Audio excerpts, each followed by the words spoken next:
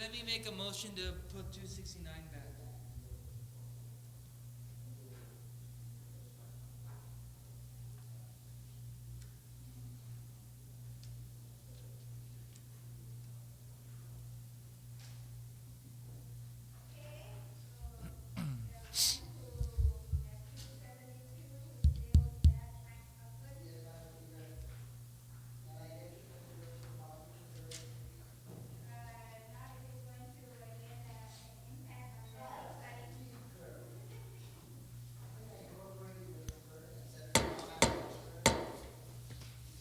The legislature in Guam is called to order. I recognize the majority leader. Thank you very much, Madam Speaker, and good morning. On the matter of Bill 269-30, I make a notwithstanding motion at this time that this bill be it revert back to the committee of jurisdiction. There's consensus among the members of this body to refer it back to committee. So on that motion, without any objections, then so ordered.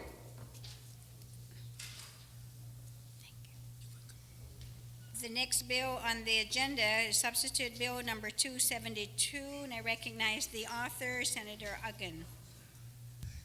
Buenas, Madam Speaker. Thank you very much for the opportunity to be able to discuss bill number 272, and I want to thank our colleagues who were at the Rules Committee meeting and was able to add this to the agenda. Madam Speaker, I would like to move for the acceptance of bill number 272-30 LS as substituted by the Committee on Economic Development, Health and Human Services, and Judiciary, and further substituted on the floor. And a copy was just circulated about 4 minutes ago for discussion purposes. Okay, all right. So the bill that's in the original packet, then the substituted version. That's correct.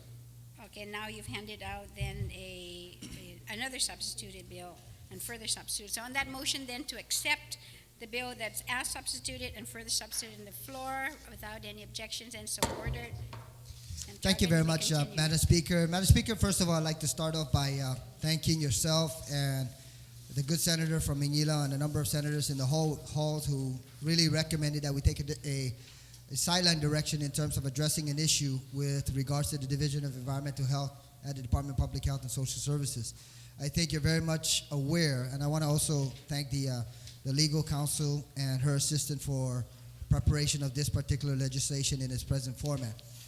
Madam Speaker, over the course of the last year, I believe, there's been a lot of focus on the Division of Environmental Health and the ability of that particular division to go out and conduct its responsibilities in terms of ensuring the safety and the health care of our people.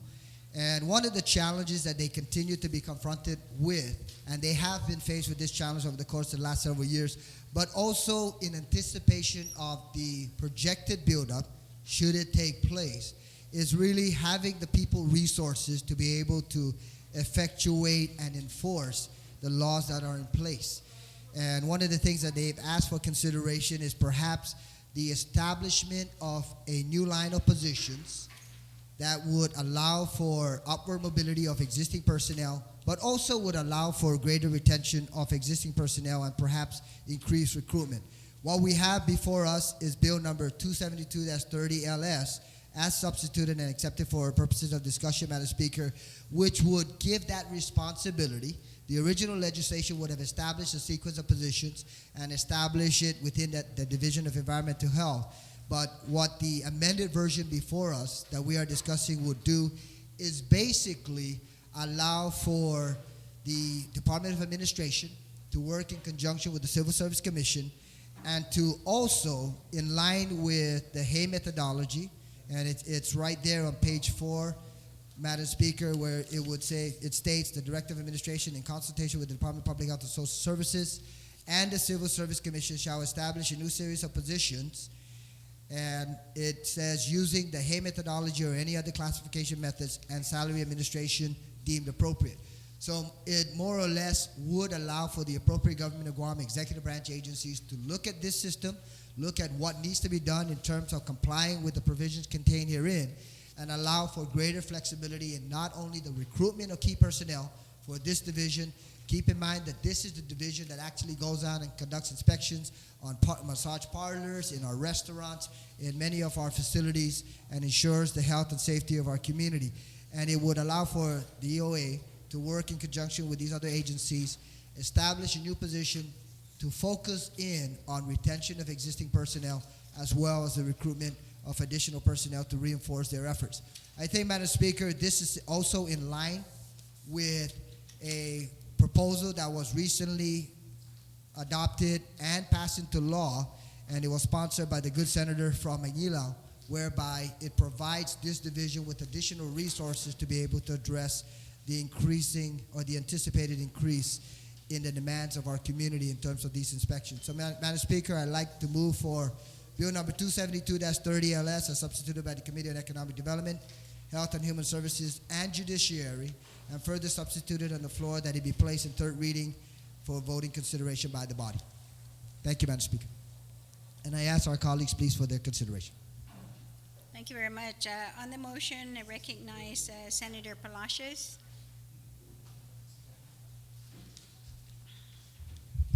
Thank you very much, Madam Speaker. Madam Speaker, I rise in support of Bill 272 as substituted and further substituted on the floor.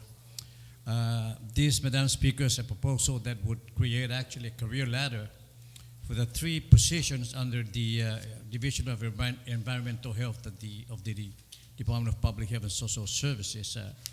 The three currently now are actually classified as Environmental Health Specialists, Public Health Inspector, and Public Health Engineers, and all these are sanitary inspection and so forth.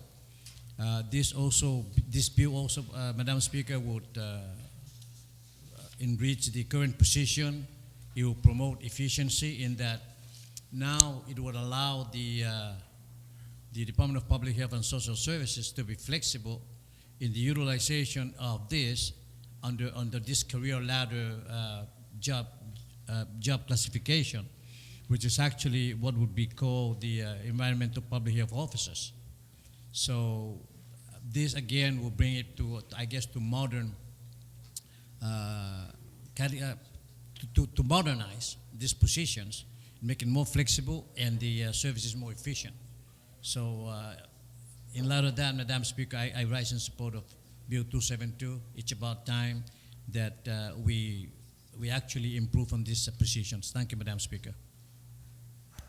Thank you very much, Senator Palacios. Okay. Are there any other speakers? Senator Barnes?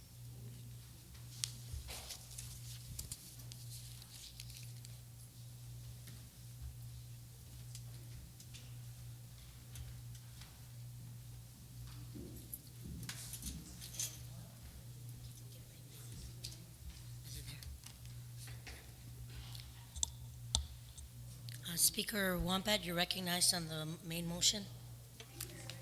Thank you very much, Madam Speaker. Madam Speaker, as I heard the author, of course, speak on the bill, and I support the intent, and especially so where we're able then to provide that there will be a career ladder for these employees. The other is that something that I know many department heads have done is actually do some cross-training so that in case there's an absent employee that the other could cover, but because in this situation they're very limited in the number of individuals to even do that and provide the services and keep the businesses who require these inspectors to come to provide the inspections. It's critical that they have the workforce to be able to do that, and especially this is like in anticipation of the military buildup. However, I do have some questions maybe to ask because we just, as you know, had a briefing this morning with the Hay Group, and in particular, I was looking at page 4, and it was re-emphasized that on line 20 and a little into 21, really, where there really is a need now to include then the Civil Service Commission, because they are not the ones who are creating this position and setting the salaries, that it really is the Department of Administration. So, and the Civil Service Commission, as was designed in this newly transfer, is just primarily for hearing. So my question then to the author is that if he has any objection, in which, because I wanted to make the recommendation just to delete, put a period after services, and just delete and the civil, not period rather, just delete and the Civil Service Commission. Senator Ogden, do you wish to yield to Speaker Wampat's inquiry? Line Yes, please. Thank you very much, Madam Speaker, and thank you very much, Speaker Wampat. In this case, I think you're absolutely right. The way that was language was in anticipation of another legislative matter or proposal that was before this body, which has yet to proceed forward. So you're absolutely right. As it stands today, with the law, it would be the Department of Administration that would be tasked with this responsibility. So I thank you for that clarification, and I will not oppose any amendment. Thank you, Madam Thank you very much, Mr. Chairman. And so, Madam Speaker, I would like to make that motion then is just to delete on lines 20 to 21 on page 4, the words "and the Civil Service Commission." So it would just be the Director of Administration, in consultation with Public Health, shall establish a new series of positions called and continue. I'm sorry, Speaker Wampat. On page 4 on line 20, I have definitions on subsection 6229. I'm using no, because we had it substituted and further substituted on the floor. That's the. So, where's, Oh, you have it right here, sitting on your desk. Okay. Yes, okay, so I'll give the Senator your copy, and okay. you can keep that. Okay, so you want to delete on line 20, the Civil Service Commission. The words "and the Civil Service Commission." On that motion? No objection, motion carries. Speaker Wampat, please proceed. Thank you very much, and then this is another, and then if you look on page 5, and I like to just discuss this and then see again later on to make the amendment, because what it is that we're looking about new specifications based on the following criteria for these existing positions of public health inspector, environmental health specialist, and then engineer positions in the Department of Health and Public Services. My question then in this case, because what we're doing here, whenever we codify some of these positions, it causes me to be leery of it, because then there's very little opportunity in which Department of Administration and even Public Health could really look further into what these positions and the scope of work and responsibilities and duties are when we limit it by law. And because we see this happen, and we even learned that as well, that in the discussion this morning again, is that some of these positions actually do change, and they may vary sometimes, yes, with others with a very specific responsibilities, but overall, they can actually fall under a category. And I'm wondering whether, again, because they are the ones setting up the criteria, setting up the specifications, setting up the minimum qualifications, that I think I prefer that we not do it and mandate it by law. So my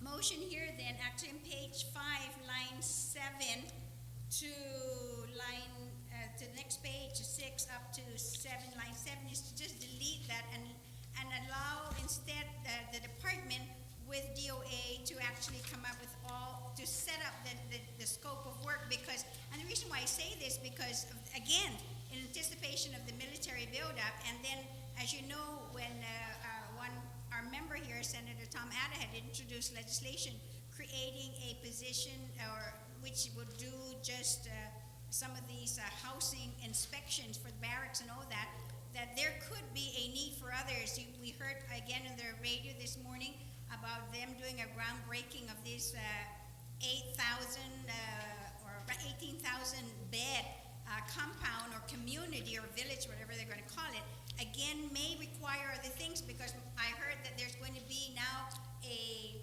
self-contained 24-hour clinic there, and could that then be another reason for these inspectors to go in there and also inspect maybe the clinic and not necessarily the barracks do, or the living quarters? So that's what I'm thinking of, is to allow instead DOA and Public Health to expand the job specifications, and they can do that on their own without having to come to the legislature. Because once we do this and they want to add other specific duties again, then they need to come back again to add that on, and I just want to cut a lot of that red tape. Speaker, is your motion to delete public health inspector all the way down to page 6, or do you want to start the deletion they aforementioned? No, on page 5, lines 7 all the way down to 26 on page 5. And then to continue on page 6 from lines 1 to 7. Okay, so on that motion to delete on page 5, starting from line 7 all the way to page 6, the completion of line 7 after the word sciences. On the motion, Senator Alkin, you recognize. Thank you very much, Madam Speaker. Madam Speaker, I certainly understand the issue and the concern of the previous speaker. If you look at some of those provisions contained in there, really it's first of all, let me just provide some clarification. This legislation was initially prepared by the Guam Food and Safety Task Force. And one of the things they wanted to incorporate was an elevating status or increase in terms of the responsibilities as well as the educational requirements for any new classification of positions that are created, so that in fact people have that option to be able to move forward.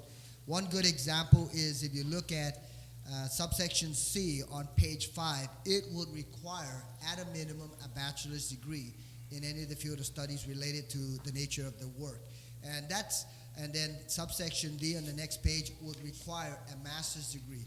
So in terms of the creation of a tiered position status or positions, that was the intent in terms of not only taking a look at the position structures that exist today, but allow for individuals to be able to go out and get additional certification, be properly educated with a bachelor's degree, and then also be educated with a master's degree, and for those degrees and those additional training certifications to be recognized through any structure that's going to be established. So my only concern, Madam Speaker, is really more or less if this entire section was extracted, would the creation of the new positions really be reflective of what the requirements of the Department of Public Health and Social Services would be in terms of making sure that we have the properly educated and trained individuals specializing in these particular areas? That's the only concern that I have.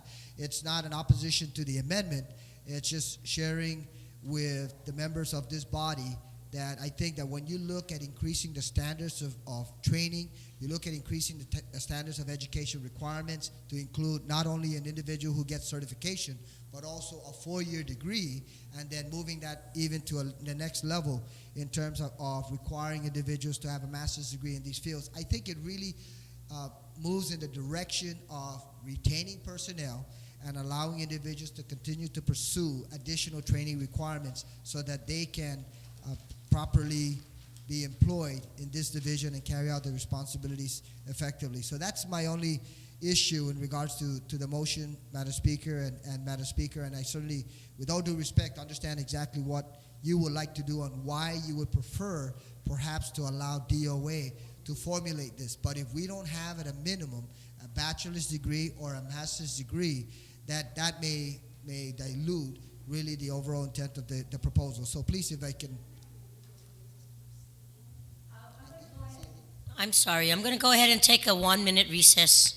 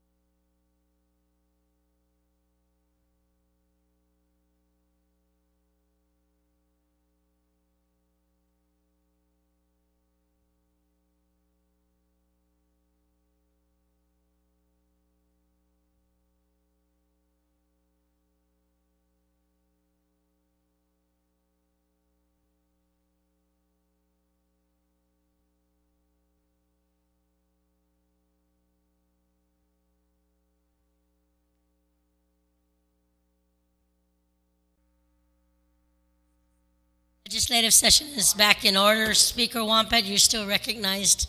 Thank you very much, Madam Speaker. Thank you very much for the brief recess because we were able to iron out a lot of stuff. So there is another amendment that will be proffered by one of my colleagues. So I'm going to go ahead and make the motion then to withdraw my original amendment. And thank you for that opportunity. On that motion to withdraw the Wampat amendment, if there's no objection, motion carries. Speaker Wampat, you still have the floor. Thank you very much. But there is another amendment, though, however, that I like to also proffer, and that's on page 6. And that is to delete section 4 in its entirety. And the reason for that, Madam Speaker, because this is a new section. And then again, remember, we just had that briefing this morning, especially when we talk about compensations for any type of certification, that those are actually totally separate. There are 6 different sections, which would include the health part and education, law enforcement, and all that. So I think it would be best that we leave that again to DOA to address, and not for us to again throw everything out and skew again how the pay ranges should be. So that's my motion, which is on page 6, lines 8 to 19, to delete in its entirety. On that motion to delete line 8 through 19 and end at period, close quote. On the amendment, is there any objection? No objection. Motion carries. Speaker Wampat, you still have the floor. That's it. Are there anyone else wishing to speak on the main motion? Oh. If not, Senator Frank, you can close on the main bill. Thank you very much, Madam Speaker. And I'd like to thank the good senators for their close collaboration in regards to this particular measure and coming up with some proposals or proposed amendments to enhance it. Madam Speaker, I'd like to move for a couple amendments. First of all, if we can go to page 5, line 24, and just insert after the word officer and before the word series 2. So it would read the minimum education requirements of all positions within Environmental Public Health Officer 2 series shall, and then continue on with that particular provision. 2. Yes, Roman numeral 2 and above. So the amendment would be insert 2, Roman numeral 2 and above. That would be the first proposed amendment, please, Madam Speaker. Okay, on line 24, page 5, after the word officer, to insert the Roman numeral 2 and then and above series. On that motion, are there any objections? No objections. Motion carries. Senator Ogden. Thank you very much, Madam Speaker. Madam Speaker, this is was the extensive discussion in regards to being able to allow for existing positions within the department to transition into the new series that will be created and ensure that the opportunities are provided for our individuals who are working in the Division of Environmental Health. And I'd like to move for the insertion to add a new subsection C to page 5, section 3 of the bill to read, the amendment was circulated to everyone. The Director of Administration, in close collaboration with the Department of Public Health and Social Services, shall reclassify existing environmental health specialists, engineers, and public inspectors of the Division of Environmental Health in the Environmental Public Health Officer 1 positions. And the intent here, Madam Speaker, so that it's clear, is obviously to allow for, because the new series of positions will allow for cross-training and with appropriate compensation based on the review and the evaluation of DOA as well as public health, it would not only allow for the cross-training, but most importantly would allow for these individuals to be able to transition in there. I need to clarify also for the record, Madam Speaker, that absolutely the intent is that no one will take a downgrade in their compensation level as it applies to their cross reclassification of their position. So, Madam Speaker, if I can add that, and then also to allow for the renumbering or relettering of the appropriate provisions. So will that become D or C? It would be, it really would, doesn't matter. So if you would like to propose.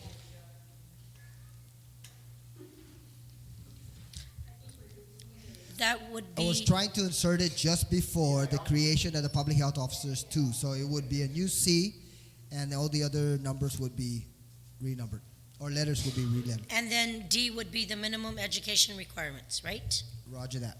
That's correct. Okay, on that motion, Senator Respicio, you recognize. Yeah, I just don't. I agree with the amendment, Madam Speaker, but I don't think we should distinguish levels of collaboration. I move to delete the words "close," so that collaboration is collaboration is collaboration. It's not close collaboration or not so close collaboration. What line are you working on this amendment? I don't want to be verbose in my presentation, just as verbose as the amendment is, Madam Speaker, but I just moved to delete the word "close." Right, so the amendment would read the Director of Administration in collaboration with Department of Public Health and Social Services. Am I right? On that, the amendment to the Uggan amendment, the Respicio amendment, are there any objections? No objections, motion carries. Senator Uggan, you still have the I just floor. would like to close, Madam.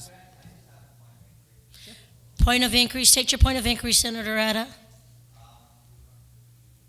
On page 4, section 3, I'm not sure whether an amendment was put forth already, but on line 23, it starts, the sections directs the DOA to establish a new series of positions called the Environmental Public Health Officer within the Division of Environmental Health. 2, to supplement the division's environmental health.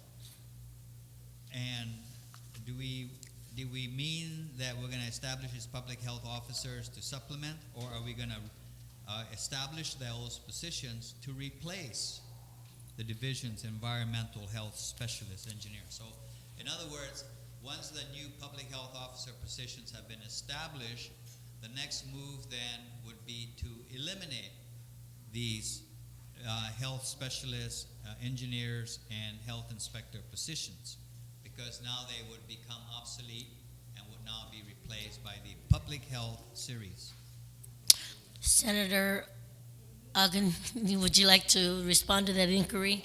Well, the idea here, I believe, Madam Speaker, and thank you very much to the good senator for bringing that up, is obviously with the amendment that just passed, then it would be a replacement. So I believe that he brings up a very legitimate concern in terms of line number 23, page 4. Perhaps that word supplement should be replaced with.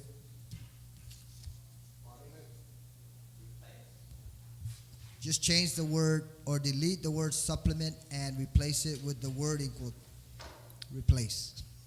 So it would read, Madam Speaker, Within the Division of Environmental Health, to replace the divisions. Environmental health specialist. That's correct. Yes. On that amendment,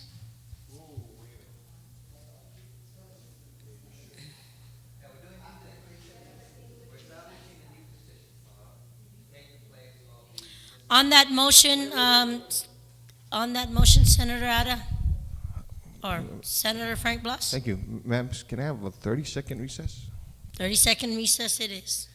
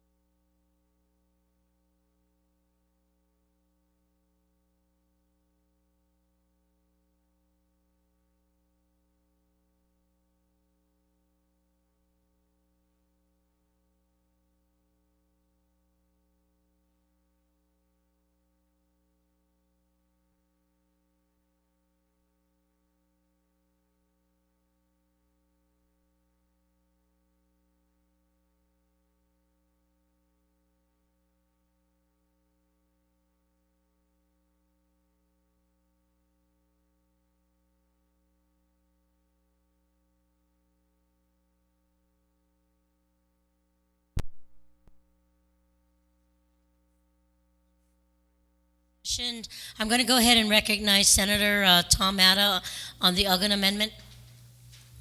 No, this is not the Uggan amendment. This is my amendment. My amendment to section 3. Right. Senator Tom, The, Oh, I'm sorry. Yes, I made a point of inquiry. that's and then right. He made an amendment. On the word supplement to be the word replace, I addressed you on that inquiry, and now I'm addressing you again. Do you want to speak on the amendment, or do you have your own amendment? Oh, no, that's, he answered my question with his amendment. We're fine. We're Oh. fine. Okay, so on the first, if I may, on the amendment to change the word supplement to replace, are there any objections? If there's no objection, motion carries. I'm going to go ahead and recognize Senator Tomata. Okay, one more point of inquiry, and that is the sponsor of the bill also made another amendment deleting Section 4, which removes the incentives, the 15% incentives and that. Yes. All right, so that being done, then I think we need to go back to Section 3 again and make the necessary amendment to be consistent, because Section 3 talks about that the newly established positions shall provide incentives for the recruitment and retention of public health officers. So to be consistent, I would like to proffer the amendment that starting on line 24, it should read public health inspector positions, period, and then delete everything after that up to line 6 on page 5. So engineers and public health inspectors positions with an S, period, and then delete together all the way down to Line 6 on line page 6 5. DEH, Correct. period.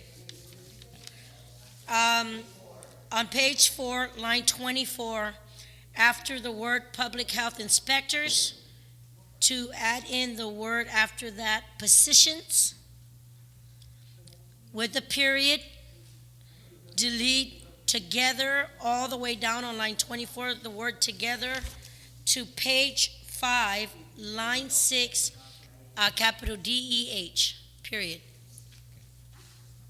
All right. So maybe if I can explain then a little bit further.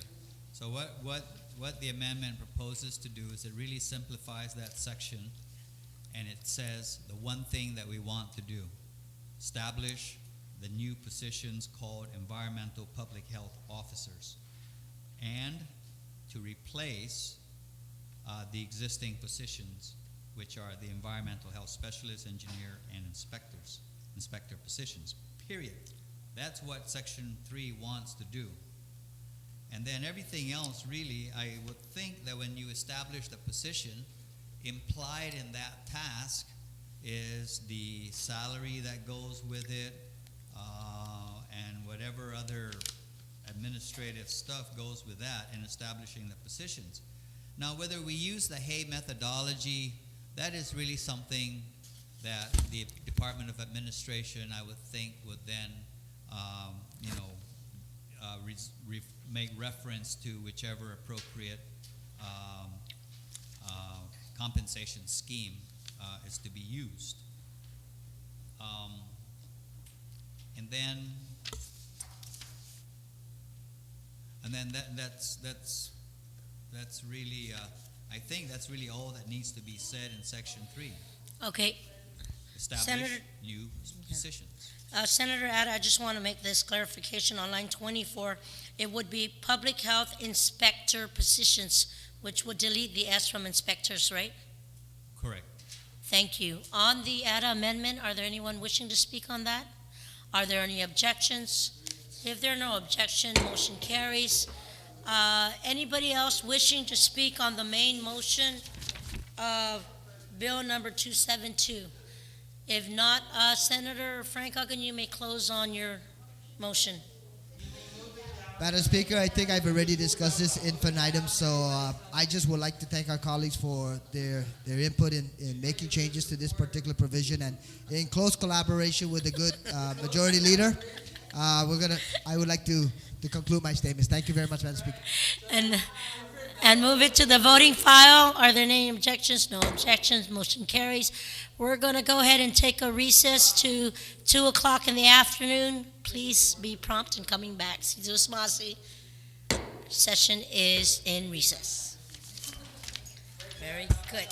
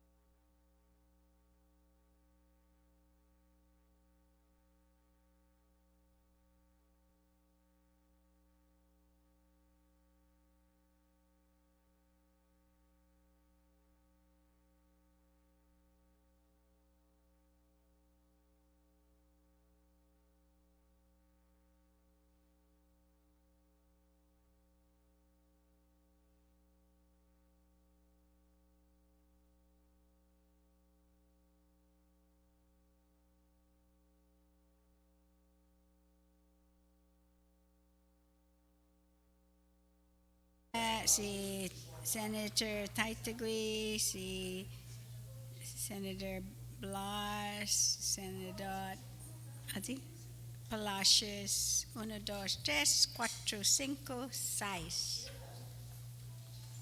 Falta 2.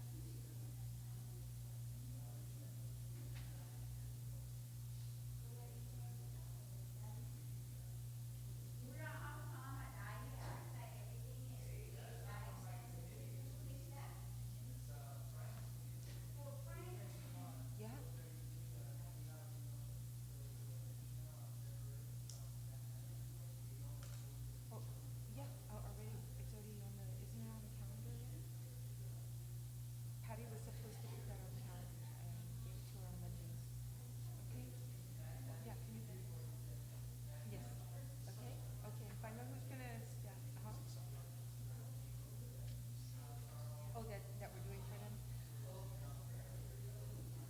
Oh, at the same place? Okay, perfect. Okay, come please back.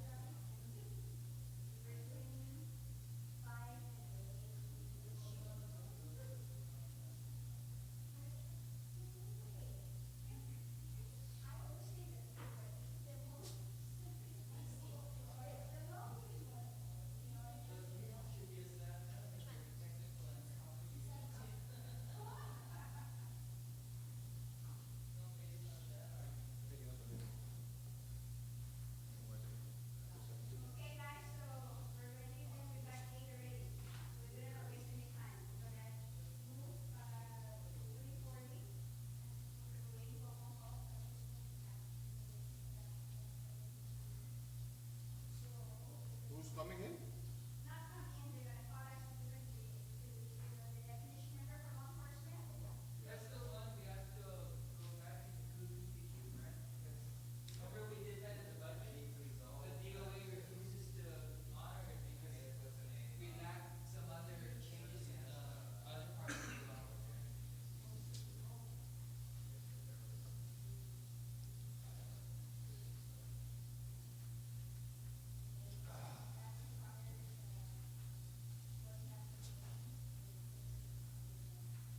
Yeah, we'll do it when that resolution is ready, once you okay it. I'm gonna move everything at the same time.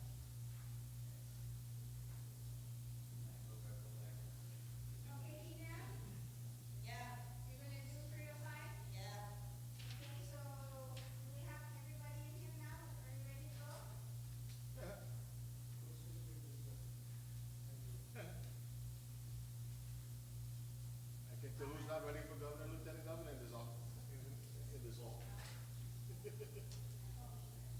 Tello, we're staying put, right, Tello? Oh, she's listening to music. Hello, Tello? Yes, ma'am. Oh. Okay, we're ready. Stevie is going down. He said, I guess Stevie, you where's could your tell who's not ready for government. I said, tell him you're not staying put, right? I'm Each other following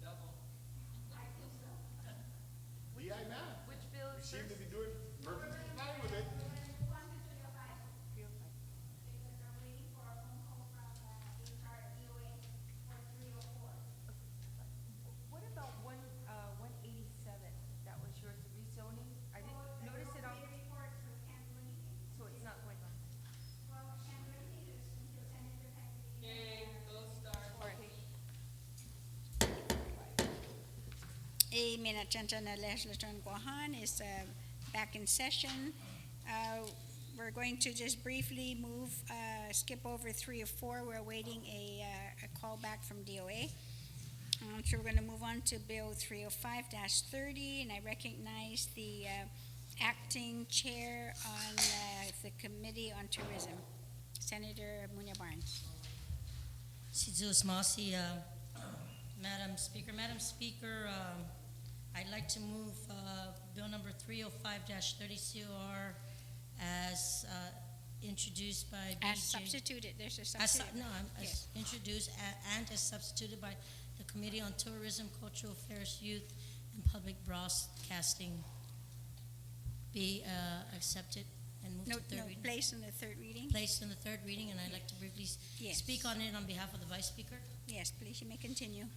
Okay, Madam Speaker, this bill is to add a new chapter 85A to Title 5 GCA relative to creating the Guam Masters Award and to recognize master practitioners on Guam's traditional and folk arts. And this specifically states that it is this body that finds that the history of Guam and the evolution of its culture has shaped and influenced the artistic traditions of our indigenous people, and that the practice and perpetuation of the traditional visuals, arts, crafts, music, dance, and storytelling contribute to the preservation of culture and therefore to the preservation of life and the values of to this community, Madam Speaker. And it also states that there exist among the practitioners of Guam's folk and traditional arts are those who are considered masters of the art. And it is the intent of this body that such practitioners be given due recognition of their artistry and craftsmanship and their efforts to preserve Guam's rich cultural traditions through the practices and perpetuation of their art. And it is also the intent of this body to establish guidelines, a set of guidelines and criteria by which to select and judge the worthiness of a candidate for the Guam Masters Award. And it further states that this bill proposes to have the creation. It's it is broken down into its subsections of the citing the Guam Masters Arts Act, its creation, its award frequency and limitations, its selection criteria, and its selection procedures. There was a public hearing. Due notice was given to everybody. There was, in response to the public hearing, those who came to support it acknowledged and gave testimony in support of, and also that the colleagues in our committee support the approval of this legislation. And I ask Madam Speaker that on behalf of the speakers, Vice Speaker's author of this legislation, that I humbly ask that the rest of my colleagues please support this, as it truly brings a recognition of our master practitioners in the traditional of our folk and arts. So I want to thank you for giving me the opportunity to speak on behalf of the Vice Speaker, and ask that my colleagues support this bill. 335. And yes. And So- yeah, you can move it. Since he asked for it, I'd be second co-sponsor. On that motion, then, without any objections, so ordered. Senator Respicio, you're recognized on the motion. Thank you very much, Madam Speaker. Madam Speaker, I rise in full support of Bill 305-30. Also want to say that Senator Barnes has done an excellent job in presenting the merits of this bill. But I also want to rise and recognize the sponsor of the bill, the Vice Speaker. And although he's not here at the time and his absence is absolutely excusable, I want to say that I attended this public hearing with Senator Titlegreen. And if you look at the original Bill 305, it basically left the criteria up to the CAHA board. And one of the things that we expressed at the time of the public hearing is if you want to have established an award through the legislature and have it codified, then you certainly should codify the selection criteria for these kinds of awards. Because if you're going to leave it up to the Guam Council of the Arts and Humanities Board, who knows how that criteria selection will evolve and change. And if you want to look at how prestigious an award is, you want to look at consistency. And one board may have a different opinion of what the criteria ought to be, and that's fine if the criteria should evolve and need to be revised. Those revisions should be made by the legislature through legislation as opposed to a board. And so I want to recognize the Vice Speaker for taking that suggestion that we made at the public hearing, because the CAHA board, Madam Speaker, already came up with a selection criteria, and the Vice Speaker said that he didn't think it was necessary, but I'm rising to publicly thank him for reconsidering to recognize that it is necessary that in this bill we codify the selection criteria, and we also codify the selection procedures. And so, you know, I support the bill. I think it's time we recognize our people who are master practitioners. This is something that the CAHA has done many years ago, if you recall, and this is why they have those nice framed posters. And we need to bring that back to recognize our traditional and folk arts and recognize our people that are involved in this area. And so I have no amendments to this bill other than to say that I think Senator Tadigui should be the third sponsor, and I make that motion at this time. On that motion, without any objections, so ordered. Is there anybody else who would like to speak on the motion? There being none, so on the motion then to send Bill 305-30 as amended with the two new co-sponsors down to the third reading file without any objections, so ordered.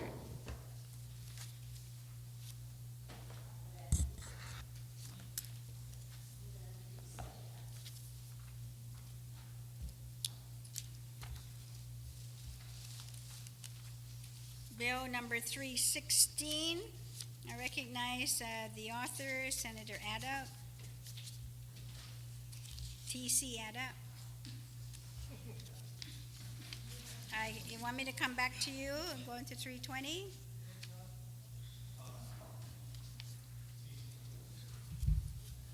Madam Speaker, thank you. First of all, I'd like to move that Bill 316-30 be placed in the third reading file, and I'd like to discuss it. You may continue. Thank you. Madam Speaker, the purpose for Bill 316 is really to address a problem that we have up at the Department of Revenue and Taxation. Right now, a lot of trucking companies need to get their truck drivers license with the proper driver's license, and the the manpower that's available at the revenue tax is really very limited, and as a result, there's a queuing period of about 3 months for an individual to be able to go in and take the driver's test, and then of course if they don't pass that driver's test, then you go back to the end of the line, and that could take up another 3 months. So we've actually sat down with the trucking committee of the Chamber of Commerce, and we've sat down with the Department of Revenue and Taxation. That one way to address that backlog for the administration of road testing for your commercial truck drivers is to be able to do the testing on holidays and on weekends or after hours. But of course, if we do that, the personnel who are conducting the test will have to be paid the appropriate overtime rate. And so the trucking industry has indicated that they would be amenable to paying a premium to be able to get their truck drivers licensed, and even if they have to pay for that for the overtime charges for that particular examiner from Rev and Tax. The model for the compensation actually follows the model that is used by the customs and quarantine folks. wherein if a cargo comes in on a weekend and it needs to be cleared, especially if it's perishable items, that company, the receiver, would actually pay for the cost of the overtime and they'll bring in then the customs officer to pay for, to conduct the inspection, and they would pay for that, and then, everybody goes away happy because they're able to get out their cargo in a timely manner. So what Bill 316 does is it also then sets up a mechanism, for example, in the case of if they want to do the examination of their drivers on a weekend, then it will be charged at a rate of, for the first hour or fraction thereof, the rate of 3 times the examiner's hourly wage for each examiner that is requested to perform the services. And then after the first hour, but only after 15 minutes has elapsed, a rate of 1.5 times each examiner's hourly wage rate during such hour. And so that's then how they would be able to meet their needs insofar as getting their drivers licensed. Now, you'll probably see if you drove up by Rev and Tax on a weekend that you actually have trucks that are lining up and are being and they're conducting the testing portion for that commercial driver's license. And when I inquired about, well, how are those examiners being paid? They're actually being paid out of the budget amount that has been allocated to Rev and Tax for overtime. But that's an overtime budget that is otherwise being taken away from other Rev and Tax activity requirements, such as the processing of taxes or whatever other activities they may need to do over and above the normal 8-hour day. So Bill 316, Madam Speaker, I think is very important because as the military buildup begins to rev up, we're going to actually need more and more truck drivers in order to be able to clear out the cargo that's coming in from the airport or from the seaport. And if we don't have an adequate number of truck drivers to be able to do that, not only are we going to be having backlogs in getting these drivers tested so that they can legally and safely drive on the roads, but we're also going to start seeing backlogs at the port itself because we can't move it out fast enough due to the lack of an adequate number of truck drivers. So, Madam Speaker, I would ask that my colleagues review the bill and support it because it certainly is needed, especially in view of the military buildup that's coming up, and it's going to be needing certainly a lot of truck drivers. Thank you. Thank you very much, Senator Etta. On the motion, Senator Palacios, you're recognized. Thank you, Madam Speaker. Madam Speaker, I rise in support of Bill 316-30. Madam Speaker, there are several good things about this bill. For example, first of all, it would allow, of course, it would increase the services that would be available to these companies that needing certification of their drivers with respect to their proficiency, with respect to operating these trucks and tractors. There is a special license for that. Right now, there's a waiting period, and to businesses that need these drivers out there, they are willing to pay for the services at a higher rate because then that will shorten the time, the waiting time. The waiting time to a business is actually where the expensive part is. And so that would be remedied to a great extent. And it will also free up regular working time for other purposes within the revenue and taxation to be performed. This would be on weekends or after hours, which are being conducted right now, and it's coming out of public funds, of the appropriation. But with this arrangement, it's identical to the customs and quarantine, where the vendors or the businesses pay for the services at the request of the vendors so that these services can be expedited of course, it's still with it will be administered within the regulations. So those are the things. It will increase the services, and this is only to conduct, of course, for a test for proficiency as to the ability to operate the trucks and so forth. I don't think the written test is part of this. Those have been done, I would think. And this is only a one-time deal. Once a person is certified to and authorized, of course, to operate truck and tractors and so forth, and that I don't think that there is a recertification for renewal. So this is a very good policy. There are several benefits here, and I don't see any setback with the implementation of this. In light of this, Madam Speaker, I rise in support of Bill 316. Thank you, Madam Speaker. Thank you very much, Senator Palacios. Is there anybody else who would like to speak on the motion?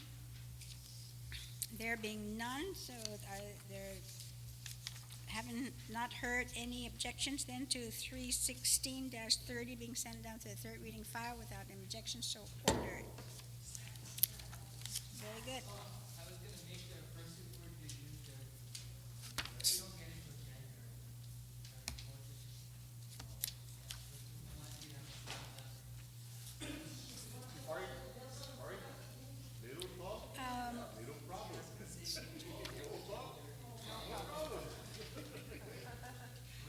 I'm going to defer on Bill 320, which is Senator Pangilinan, so he's ill, so we'll continue on.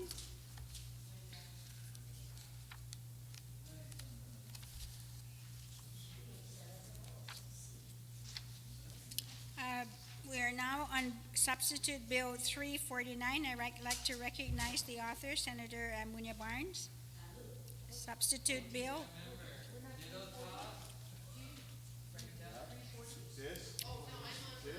346.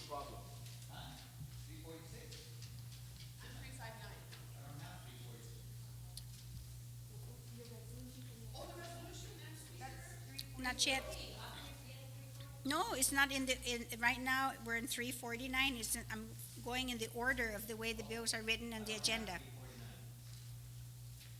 Substitute bill.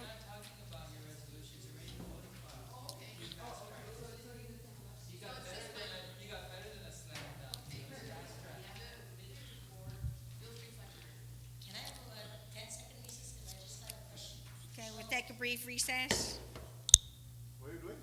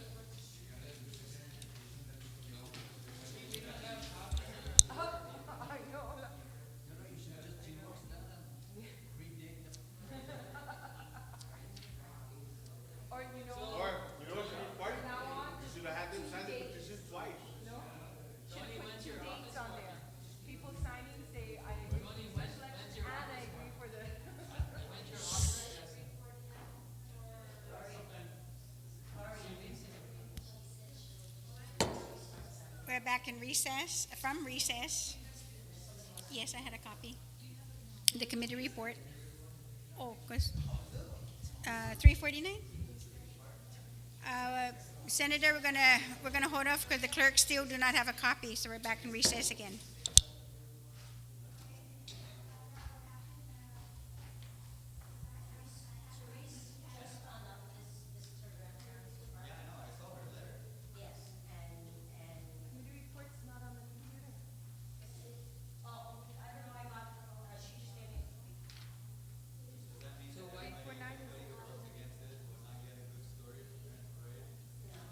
No, actually, it's not included right now. No, it was included in the original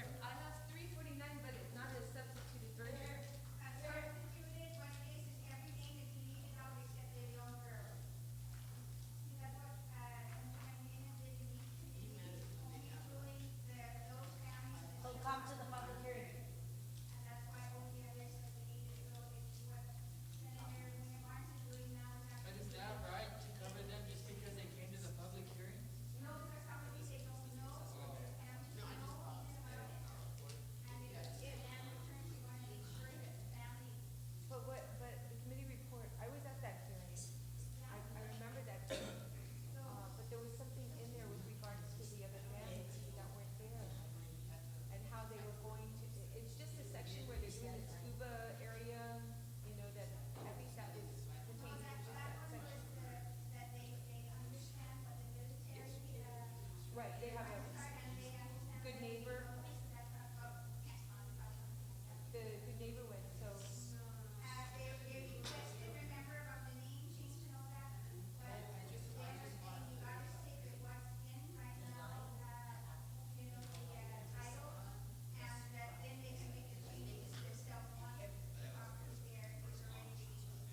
Yeah, I thought it was only for the Leonora family.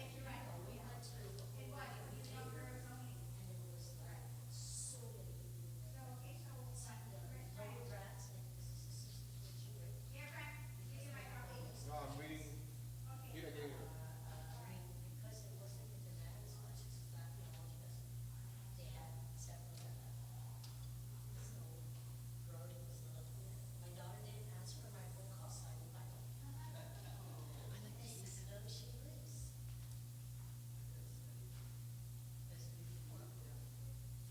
Yes, no, maybe so. I promise it'll be 1 minute.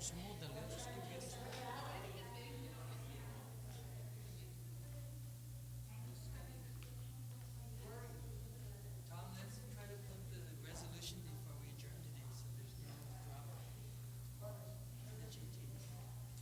All references to GTA were deleted in the resolution, so it's more generic. Can I see the substituted version? Yeah, when he okays it, we'll show it. Brother to you Frank, guys. can you let her borrow? Oh, I'll wait.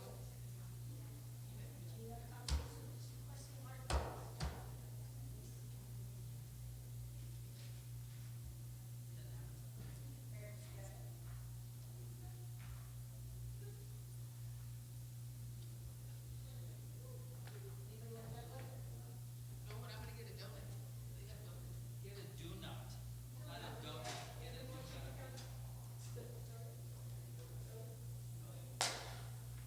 Renee, Teresa, you guys want?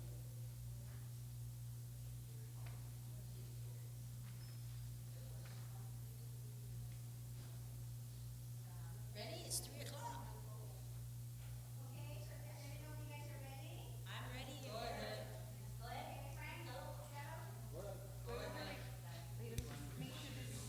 The legislature's back in session. Senator Munya Barnes, you're recognized then on substituted bill Mas. 349.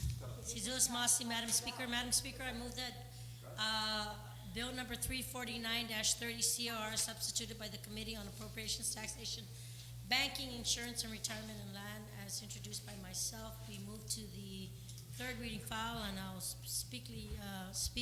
briefly speak on the issue. You may continue. Cesar Masi, Madam Speaker. Madam Speaker, this Bill 349 is an act to add a new subsection to 80105 to Chapter 80 of Title 21 GCA, and this is relative to the transfer of properties under the jurisdiction of the Port Authority of Guam to the jurisdiction of the Guam Ancestral Lands Commission. Again, Madam Speaker, a similar bill was introduced last month in reference to returning some of the properties that were designated under Civil Action 5-49 by the Naval Government of Guam back to the Government of Guam, and then to the Port Authority of Guam. These lands were mentioned by Port Authority that they were not needed anymore, and that the main attempt was to give these lands that were not utilized back to the original landowners via the vehicle of sending it to the Ancestral Lands Trust. This second bill, in reference to this exact perimeter of Port Authority property to be returned back to the original landowners, it's second round.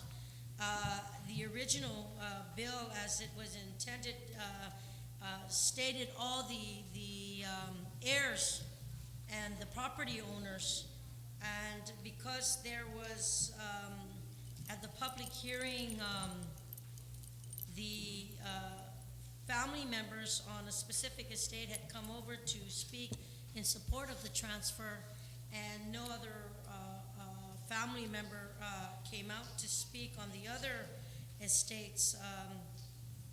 It was the committee's, I guess, in their wanting to move forward was to go ahead and substitute the bill and give the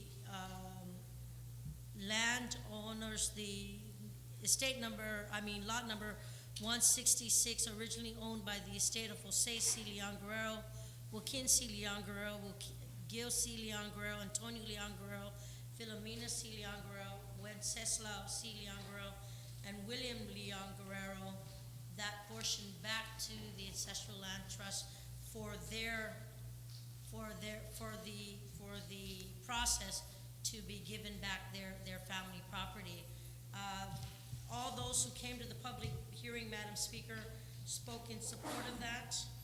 And again, just based on the public testimony that was given, it was that family who showed up. So again, I ask that my colleagues support this issue, as it just basically gives that portion not utilized by the port anymore be given, that portion of property be given back to the original landowner. And I ask that my colleagues support that, and I thank you for giving me the opportunity to speak briefly on this measure. Thank you very much, Senator Barnes. On the motion, I recognize Senator Taitagui. Thank you, Madam Speaker. Madam Speaker, I stand in support of this bill. And, during the public hearing, when the individuals came to testify, the Leon Guerreros, it gave me great joy to know that they're receiving their land back through us. But it was very important that they also recognize the fact that in the event, the military can then take the land back off the bat. And they were aware of this situation. And being the good neighbors that they are currently with the military, when it comes to not blocking off access for the military's vehicles in this area, they've always complied to that, and as stated many times during the public hearing, that they have been a good neighbor about it and is always helpful to them to ensure that this is going through. I was concerned first, especially with the port buildup in the area, that this particular land was to be returned, and it was confirmed by the Port Authority that the administration office is not going to be in that area, and that their plans were to keep it where it is right now. But my bigger concern were the other areas that they plan to put maybe even a second plan. Senator Ada, or my good colleague from Manila, in a meeting, is it okay? Tom has mentioned, during our meeting, we were concerned about properties that may be used and other access to the port. And as I went to this meeting held at the good speaker's office, I saw that, I looked at that property area, and it was not in the way at all, or that the port would not be using that. With other measures that they may bring forward to the legislature about a plan, master plan for the build-up of the port. So, Madam Speaker, it's always good news to see that our people have their land returned back to them for whatever reason, for a family beach, or to even make some type of income for them. So I stand in support of this bill and ask that the sponsor allow me to be a co-sponsor of this bill. On that motion, then, without any objections, so ordered. Thank you, Madam Speaker. On the motion, are there any other speakers? Senator Tom Ada, you're I'm sorry, I'm so sorry, I'm sorry. Senator, okay.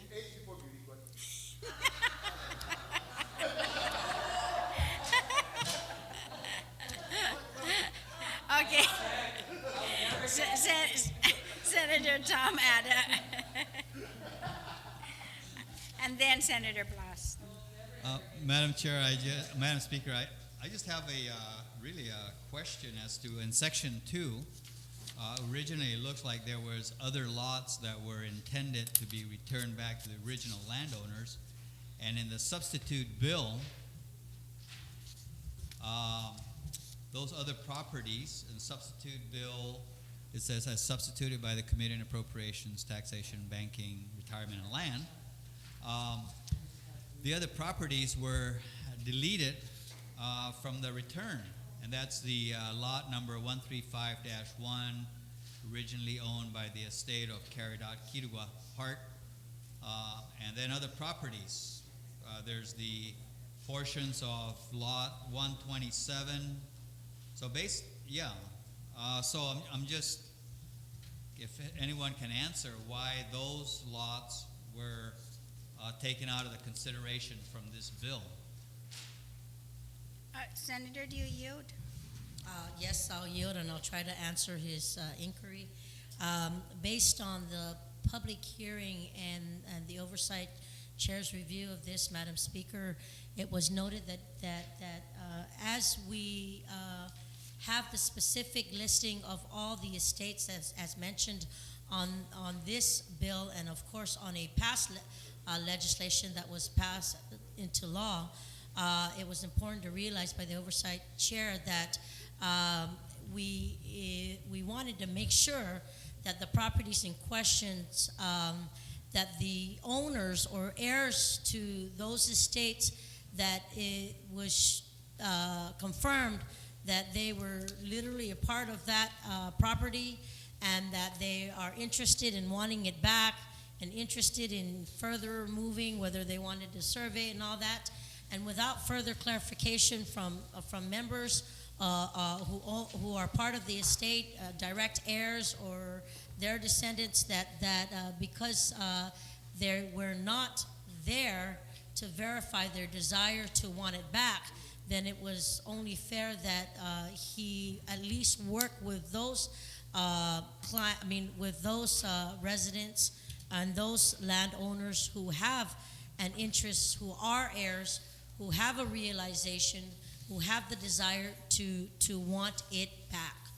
And because we could not speak for those who were not present or descendants of the estates that were presented in the original bill, that we were going to do this, and I agreed to doing this piecemeal so that we don't jump the gun or put the cart before the horse or vice versa, and that we don't just jump the gun on this matter and give property back to original landowners when they probably don't want it back.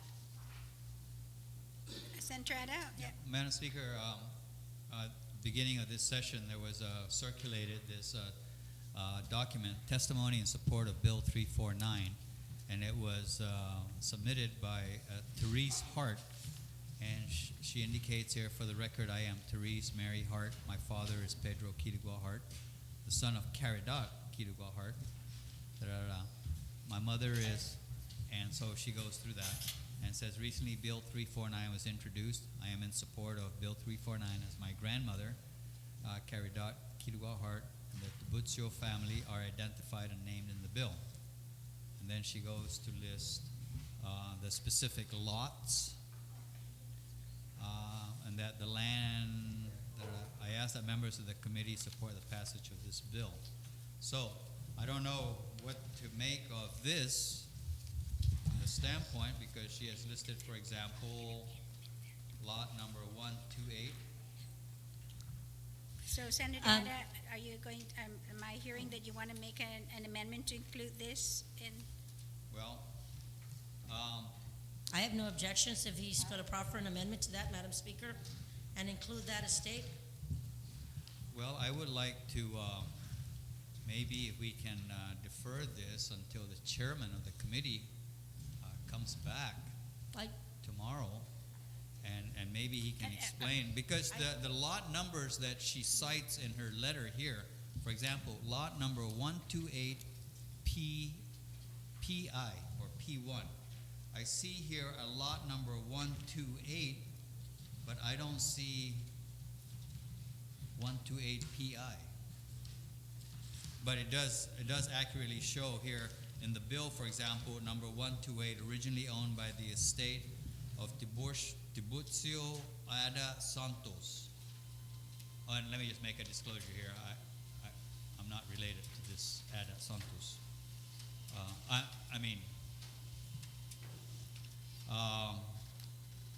So maybe the reference she's making here, lot 128 PI, is actually that lot number 128 that's a reference in the bill. Then she makes reference to lot number 135, but she doesn't make reference to all the bills, to all the lots. Would you like to close that? So it's, Oh, let's take a minute recess. I wanted it included, and Ben said nobody came, and the next day we found that we asked, because we saw the names, we asked them what the relationship was to Hart, because there's only one Hart family or one. And she said, I am the grandchild, because she's probably one of the only heirs that, on that estate. So we want to follow that in a minute, I don't know if we go next yet. Judy, want to add?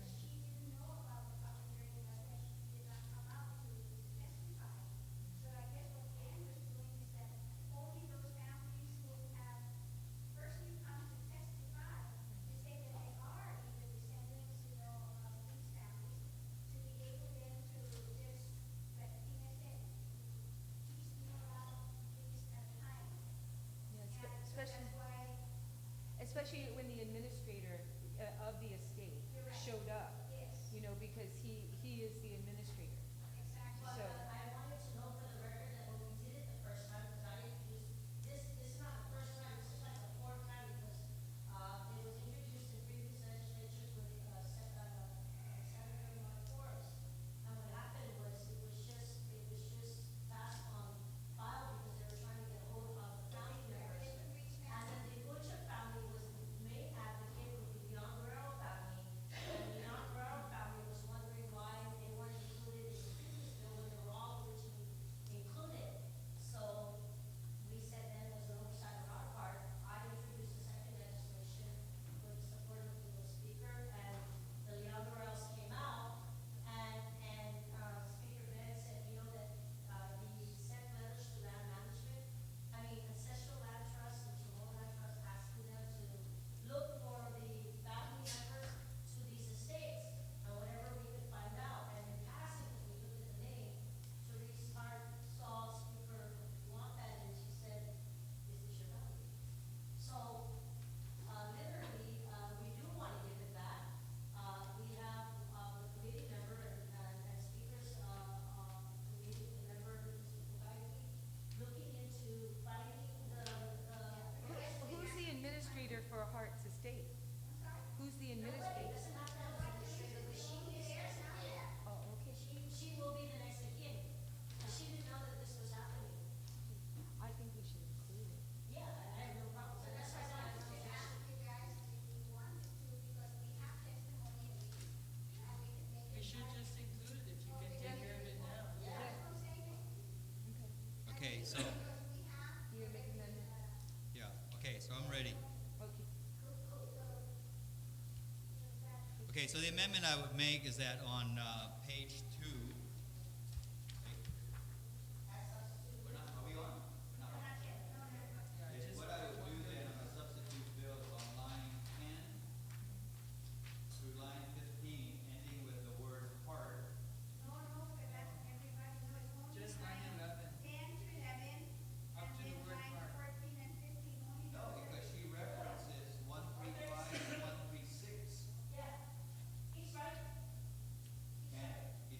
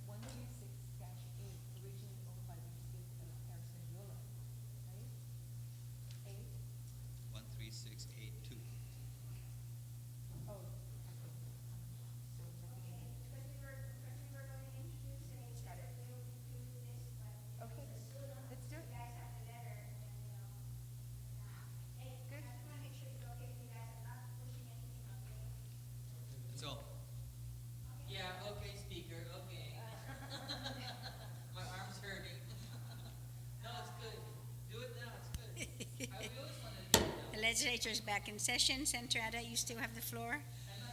Madam Speaker, I would like to make an amendment to Section 2 of the substitute bill to include in the return lot number 135-1, which you'll find starting on line 10 there, lot number 136A-2, starting there on line 14, and lot number 128, starting there on line 26.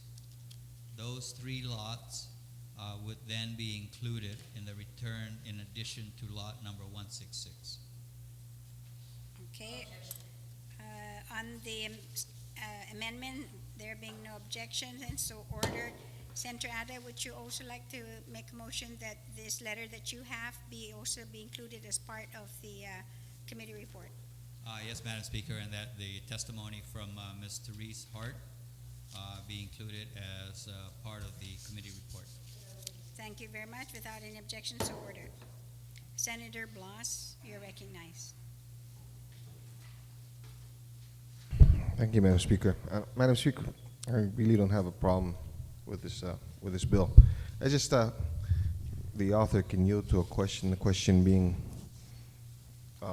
recognizing that first off, this is land that was given back to the government of Guam by the federal government, and secondly, what of the reversionary clause that exists in these properties? Senator, do you yield? Yes, it was, as noted, Senator Blas, my brother, that this was lands that was under the jurisdiction of the federal government, then transferred under Civil Action 5-49, and then returned back to the government of Guam, and there's a recording of that. And each of those documentations have a reversionary clause in it that has been noted, but as noted in the public hearing, that at any time, and I'm just trying to pull out the Department of Land Management's statement here, because they said there is a clause that any time if the military were to utilize this area, there was an understanding that it would go back to them. Okay, let me just read it. On the committee report, yes, Senator Pangilinan actually talks about it. Yes. So, but I'm not in the position to tell you what it is, but on page 13 and 14 of the Yes, committee report. I'm getting to that right now, Madam Speaker, and I'll go ahead and. Okay, page 13 and 14. Madam Speaker, can we go to recess so I can see Recess, that? okay, very good, thank you. Ready. I had it 1 and 2.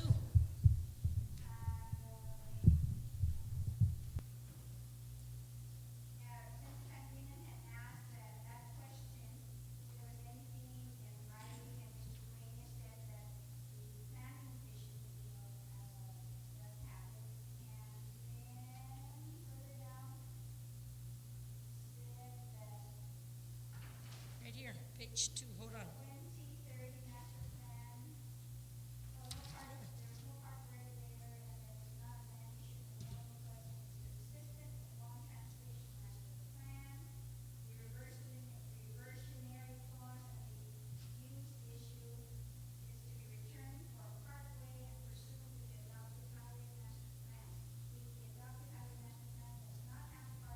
Here.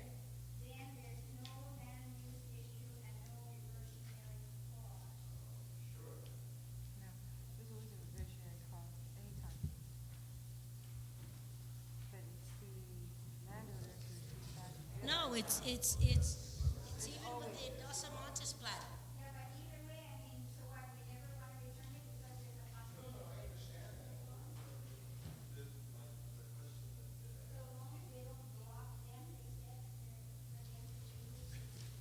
Access their property.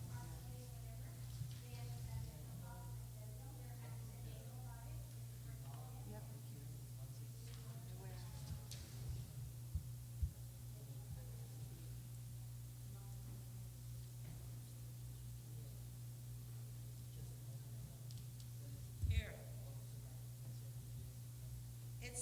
it is clearly stated that this covenant, they will maintain that the easement and they will not be held liable for anything important as the guidelines.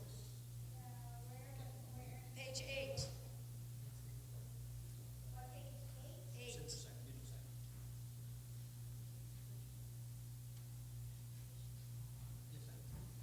It was just making sure that the access be available.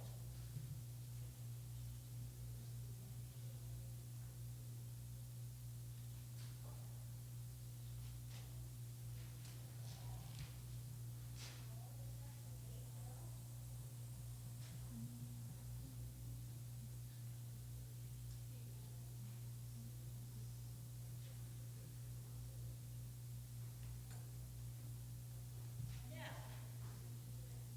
On page 8, on the second paragraph, it talks about the guidelines as maintained, that the easement's got to be accessible, and then on 9, it answers the questions that when you return it back to the landowners, the Secretary of the Navy would not come back for any type to breach on the privately owned property, and Dwayne is saying that's right.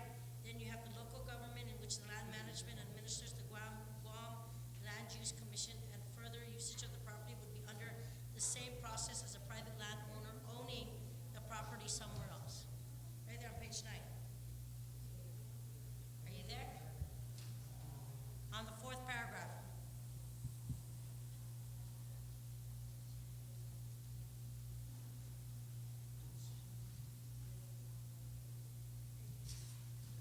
And that the realization of just giving the access, that the military have access to go through the property on the access road as determined by land management.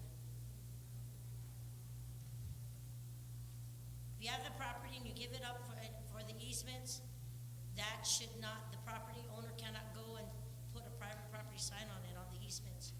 There has to be that access road for the military to pass through.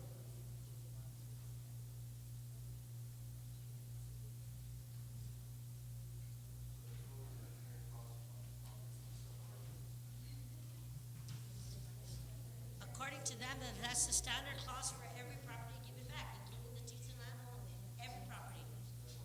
That was just a standard clause, and that even the Leon Guerrero family was aware that the property would be given to them, but that they would allow access on the easements that's provided.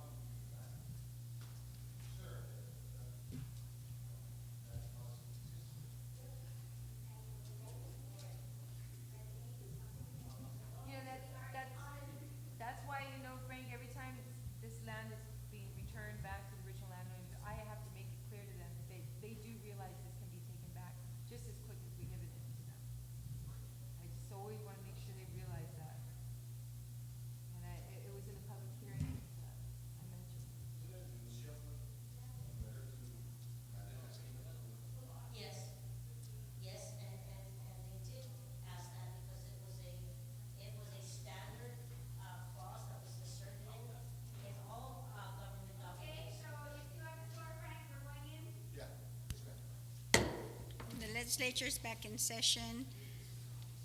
Senator Frank Blas, you still have the floor. Thank you, Madam Speaker. Madam Speaker, again, I just want to reiterate, I don't have a problem. As a matter of fact, I'd love to be able to give the properties, all these properties back to the original landowners. And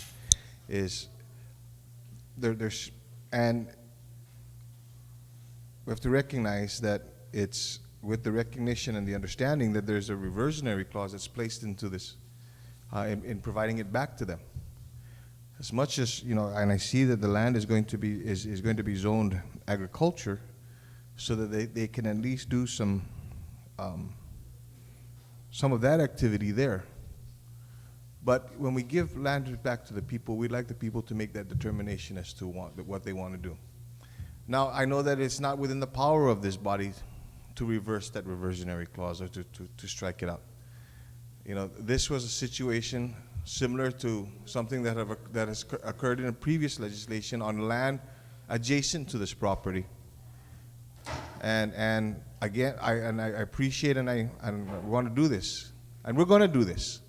It's just I think that it's very important that we recognize that there exists that reversionary clause that's there, and that these families understand. And from my understanding, according to the conversations in the recess, that the families do recognize that even if the reversionary clause does exist, they still want the properties back. But I think this is a bigger issue than just this property. My understanding is that there's been a request to our delegate to work on the language twice, as a matter of fact. Thanks, sister. Okay, twice, to be able to work on being able to clean up that language or remove that language on these properties. Clearly, they're not going to want it back. They're not going to need it back. Unless they're going to do something, they're going to throw something on us again. But, at the end of the day, it just belongs to the people. And I don't want to give them back their properties, but let's give them back their properties without anything else. And if there's any way that they want to use this property, then the negotiations have to be between the individuals that want to use the property and the landowners. Don't say give us back the property, but. And I hope that with this,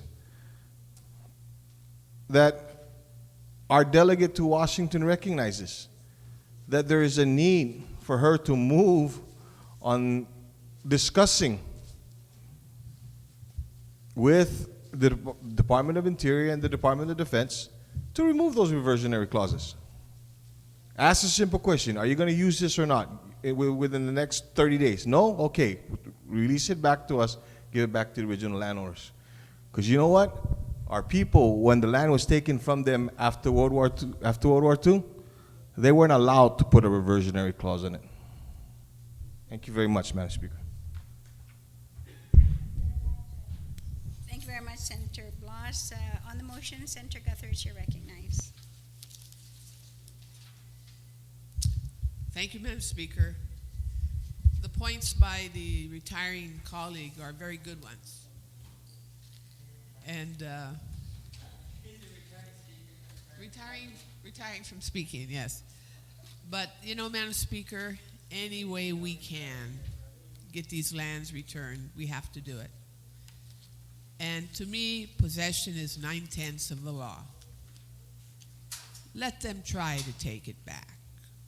Let them try and see what happens. Once the lands are returned to the families, I don't think the United States government would dare try to take it from them again. Thank you very much. Thank you very much, Senator Guthrie. Are there any other speakers before I ask the primary sponsor to speak to close? Senator Amunia Barnes, you recognize then to close.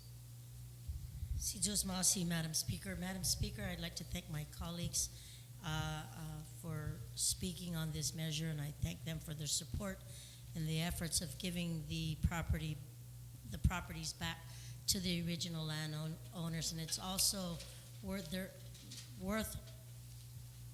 to note that as the retiring speaker from Barragata had noted about it was important that revisions clauses like this should be literally deleted from this, and that we should work with our delegate in Congress. And knowing that the fact that there was a couple of attempts given, I want to share with him that I will commit in that follow-through and ask again that this matter be looked into, because rightfully so, when they had taken the property from us, we could not put that reversionary clause in, and it's only fitting that they do the same for us. And Madam Speaker, I'd like to also take this time to thank your committee personnel for taking the time to assist our committee in looking at the estates that were listed and trying their very best to look for the heirs and family members of these estates. And if there's no objection, I'd like to know if I can add you as a third co-sponsor. Without any objection, then. And add so Judy ordered. as four. Thomas, number 5. In order. I'm so sorry, Senator Tom. But I really appreciate it, Situs Masi, Senator. So on that motion, then the two Judys, 3 and 4. And Tom. And Tom 5. And Frank. So ordered. So And Frank 6. Yeah. Okay. Thank you, and I move to the third voting part. And so, yes, and then without any objection, then to send Bill 349 to third reading file without any objections, ordered. Moving on, I don't have, let me see, Center 350 and 351 are Center Pangilinan. I'm going to 358. We have no committee report, so I'm going to go to 359, and I recognize Senator Guthertz.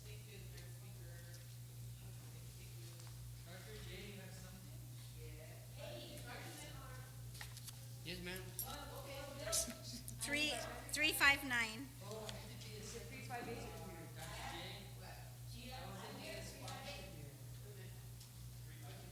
No, we committee report. No, we don't have any. I don't have any, and it's not listed online either, but I'm going to go ahead and move on to 359, Senator Guthertz. Yes, I have yours, Senator Guthertz, and if we get a copy of 358, I'll go right back to 358. But Senator Guthertz, you are recognized in 359.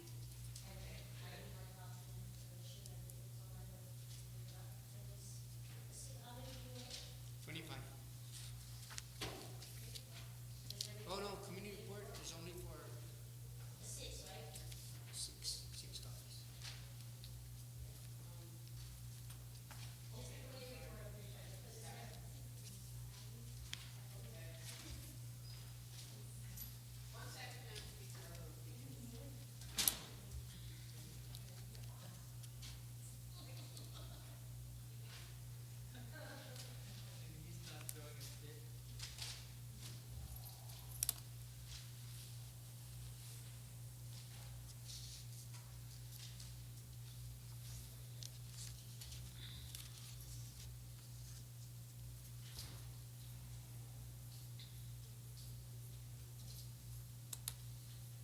We're going to take a brief recess.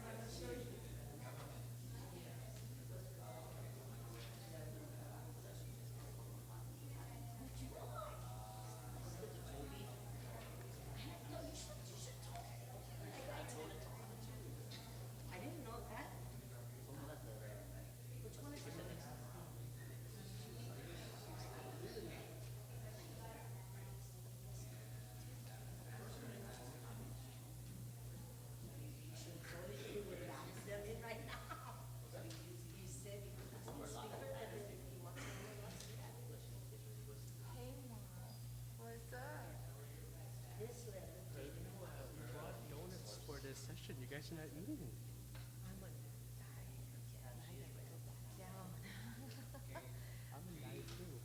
I'm heavier than I've ever been. Last year it was like 182. I'm 185. And I lost, right? In the summertime, I lost 20 pounds in 1 month. And I was doing this, all I do is eat 5 times a day, which is actually, every 3 hours. I work out 4 times a week, and my workout is just, 45 minutes. What kind of workout is like a Simple. gym? Yeah, just do 20 minutes on the treadmill, do 15 minutes a week. That's it. That's it. But my food is like in the morning I have my oatmeal and I cheat on all of that. So I have my oatmeal with a cup of oatmeal, I put fresh blueberries, a little bit of honey, right? And look at flavor. Eat that. Then 5 hours later I have brown rice and shiitake mushrooms sauteed in olive oil to But give you you do that this fried rice you do for this the for the whole entire day. month, and then Yeah, and then food. 5 portions a day. 5 portions, and then after the rice, tuna, which is I use sashimi, not the tunic from the can. Forget it. So you just brown that, put it on top. Then for lunch you have any vegetables, like corn and carrots, and you saute that and put the tuna on top. And then 3 hours later you have the brown rice again, eat that, and then for dinner you have a protein shake. That's it. What if you wake up at midnight and you're hungry? No, you're not, because the body You drink water, right? only for the first week that you're reprogramming your hunger, your acidic buildup, because acidic buildup builds up when knowing the food's coming, right? Okay, yeah. So You're that's when you all of a anticipating sudden the food, are like that, right? So once you start to reprogram it and realize that, okay, dinner you're only having a protein shake, which fills you actually, it fills you. Go to bed. You sleep good too. That's the good thing. So you don't wake up like in the middle of the night. Not at all. But you do wake up hungry. And a lot of times people are not morning eaters. They turn into morning eaters because when you do wake up, you are hungry when you wake up. So you do have that morning hunger. You've been skipping breakfast all the time. Repeat that. It takes only a week for the stomach acidic to build. Is this something that you went to a doctor, or just something that's No, I followed? did it last year with a personal trainer, and I altered the brown rice and tuna and put my fried rice and London soy to do the fried rice part. Anyway, I should talk to you. Which gym do you go to? Trident? Oh, right now I just go to the gym at the office. Oh, It's PM Building Yeah. has a gym, but I'm gonna have to get someone to push me to do the harder weights later on. 'Cause I refuse, like, okay, I'm done. I have no willpower when I go like that. I have a problem walking, lifting those weights. No, just make it a little bit less. Ed was in our office for lunch. We went to Tokyo Mart. And that bread stuff? My favorite in the world. Yeah, and he goes, I have to make sure that my son has this. Luckily, I'm only on day 2. I'm only on day 2, so thank goodness, I could have, had willpower. But hit me with that next week, I'll be like, give me that. Oh, here's the key about the whole thing. The most important thing of everything that you cannot cheat at, you cannot deviate from. Meditate every 3 hours. So if you eat your breakfast like at 9, the next 3 hours you have food. The next 3 hours you. If you wait longer, like 3.5 hours. But in controlled portions.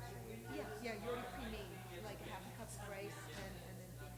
But the problem is, if you go over 3 hours and you're into the 3.5 hours, It's the reincarnation of your reincarnation mind of will Bill go nuts 92. and you will overeat. It's gonna You will take us have something 4 else and stuff it in your mouth. That's the only rule. So that helps control your overeating.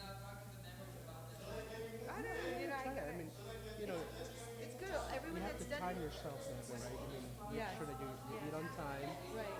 So you gotta have the discipline to Right. eat on So time. right now, I just ate at 2:30. I ate at 2:30. So my 5:30 next is your meal next. is my next meal, and I will not miss that. I don't care what we're doing, because I'll get messed up.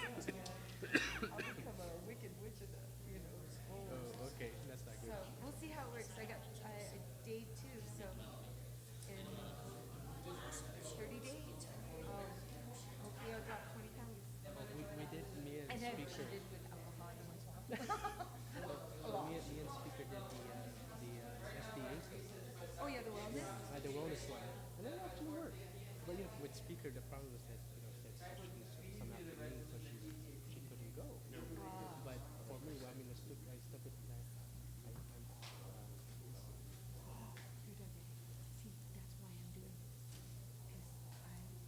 Because diabetes when I was pregnant. Ma'am, But that's the only so after you do the sensation of diabetes. My father was without diabetic endorsement, like go that. out It the has third to and be- vote and get it out of the way. I have to. I mean, it's time So sensitive. you're obviously. The GTA That's resolution. my dad. so it really worked. But then, you know, I'm falling back into my old habits. That's why. You know, my dad, when he was being a diabetic, he still takes his pills, but he doesn't shake. There's one part where he had to Yeah, maybe some right? people don't want to be here.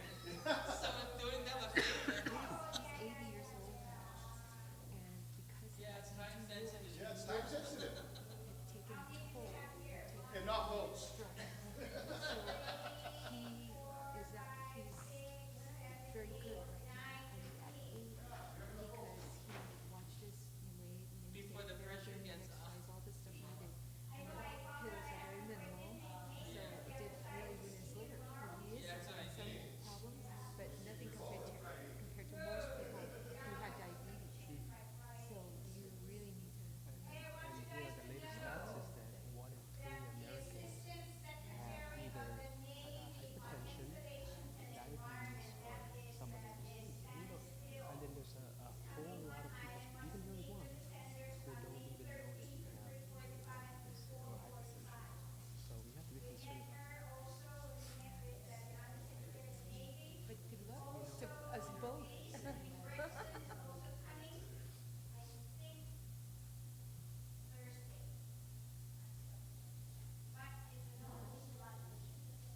Mezcal, right? Mezcal.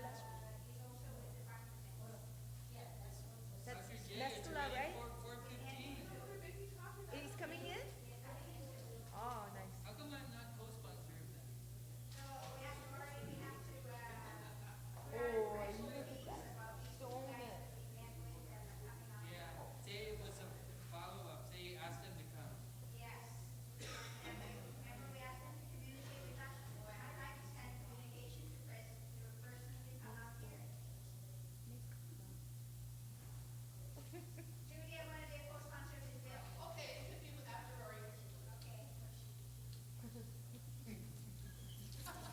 Everybody's so cooperative. Hurry up because we have to get that resolution passed because once the other side gets wind of it, you guys have to do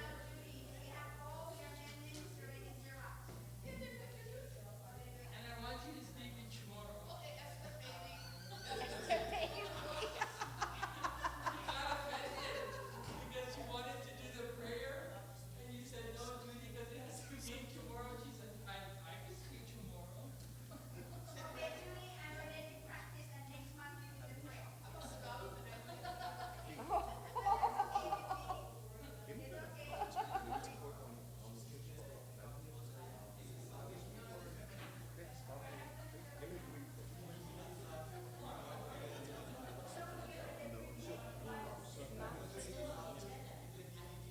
Just get me the, they give me the public.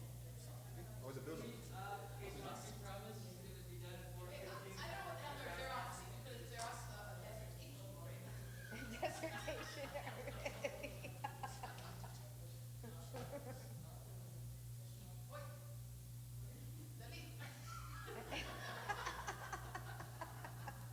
Darlene, not Darlene. See, you're Tagalog and you're Chamorro. It could get you in trouble. You know what what's up is, right? Party, trust me, party. This is not how the normal legislature acts. Not it either. I mean, Oh, Frank, you're not supposed to be here. I know. No, Primo, really, seriously, you. Yeah. Primo, seriously, you Because better at leave. 4:15 we're going to do the resolution. Don't you need the bathroom?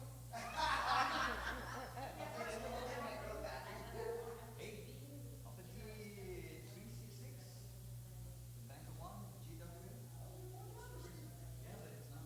Oh, you're gonna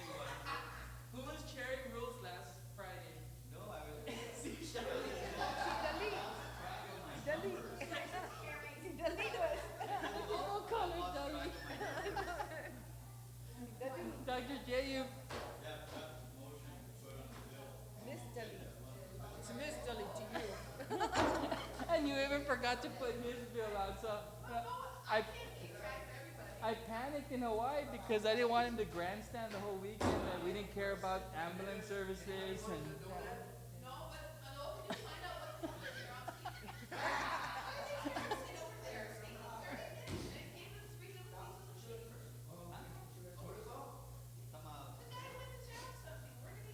We gotta get it introduced, get a number, and put on the agenda. Turtles. Hold your turtles. No, but there's one he picked out was donkeys.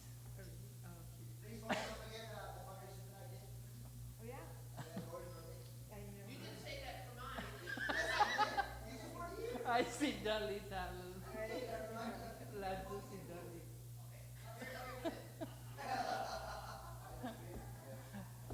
Malo, spia si Dudley. You know what that means?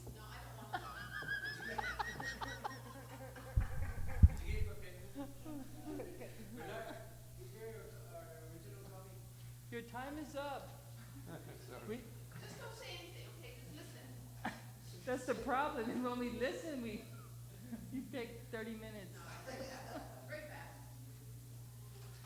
That's what you said about Bill 92. One time she was a guest speaker, and it was only 10 minutes. She took about 45 minutes. I was already throwing her something from the. It's true. I kept saying in the Philippines. I kept saying time's up. Time's up. I kept saying Dali.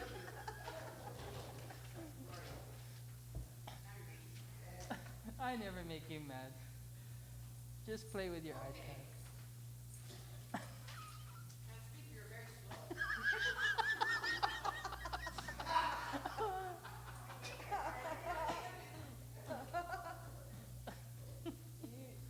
Tony, it's not usually like this. You got good comebacks, Judy.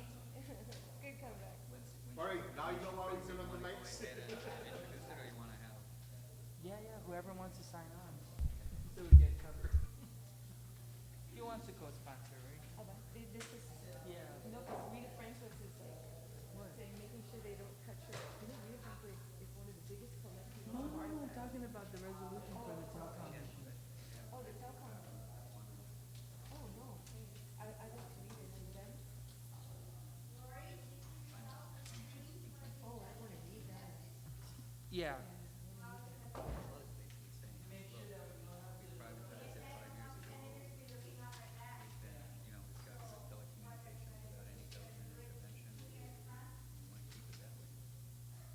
So we're telling the federal government to stay out of it?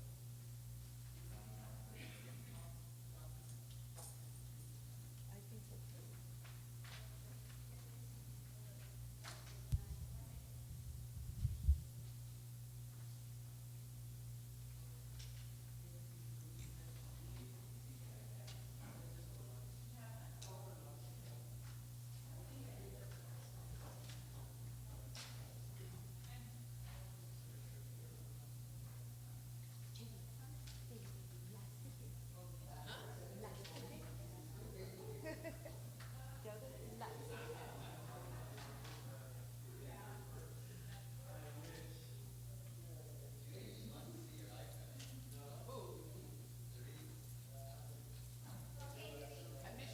Okay.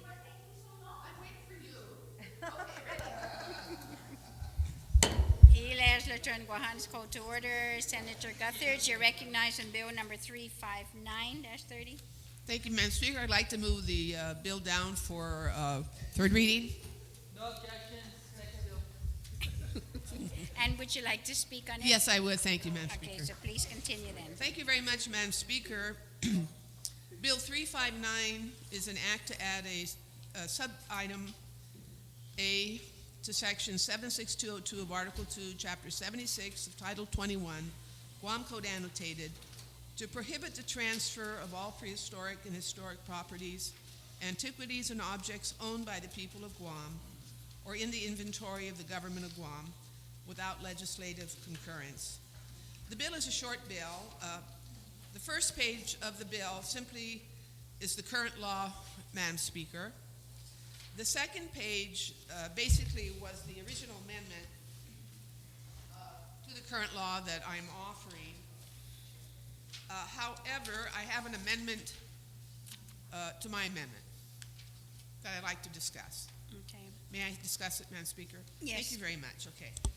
Can you please make sure that everyone has a copy? They of the have, amendment? they have, Madam Okay. Speaker. There's actually 3 amendments that have been passed out, 3 separate amendments. The first amendment is an amendment to Section A of page 2 of the original bill that I filed. Section A is the current additional language of my proposed legislation.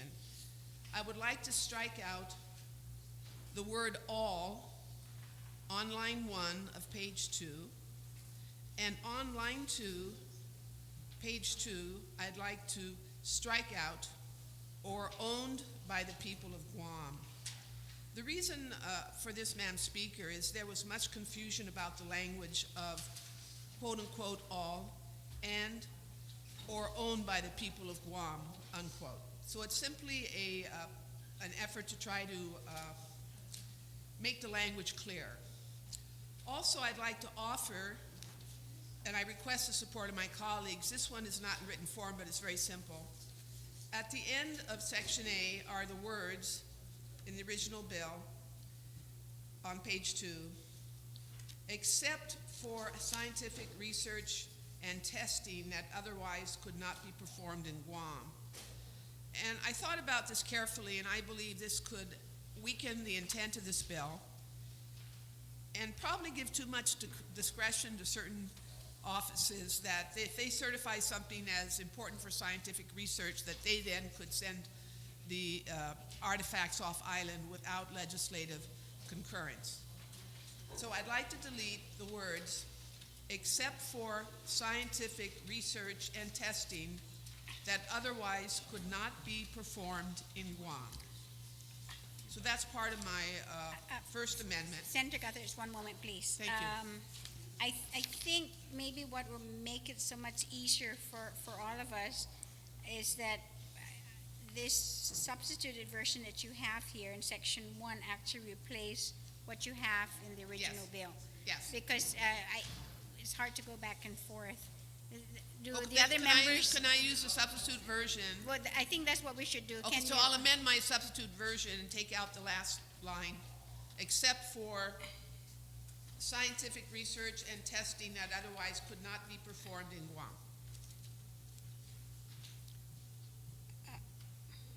What? See, that's why it's confusing, because even we're all having problems here. We need to instead, I'll have you make another motion. Okay. Then to accept, it's faster that we accept the substituted version that you have rather than And the as original, okay. introduced. All right, so I would like to. And which is going to be 1. Okay, Amendment 1. Madam Speaker, I'd like to move to accept the substitute version, Amendment 1, for Bill 359.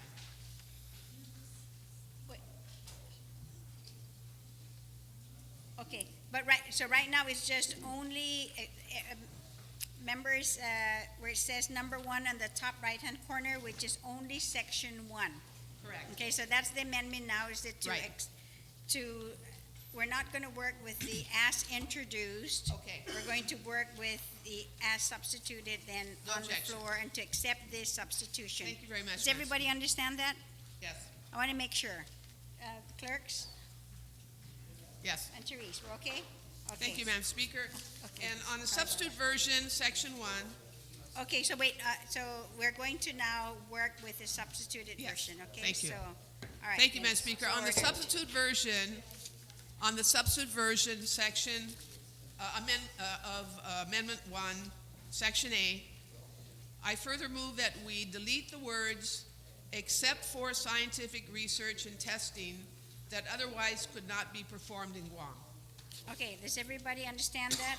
We don't have the lines at all to correspond with this, but on subsection A, under Section 1, the words except for scientific research and testing that otherwise could be not performed in Guam, to delete.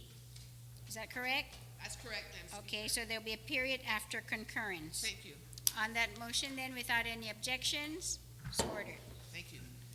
Madam Speaker, thank you. On the substitute version, Section B and C simply suggests the process to be followed with reference to this activity. Section B outlines the resolution should be a substantive resolution of the legislature and go through the requisite public hearing and put before the body for concurrence. This is for any request to relocate any antiquities or artifacts off island. Has to go through the legislature and requires legislative approval by resolution following our normal concurrence process.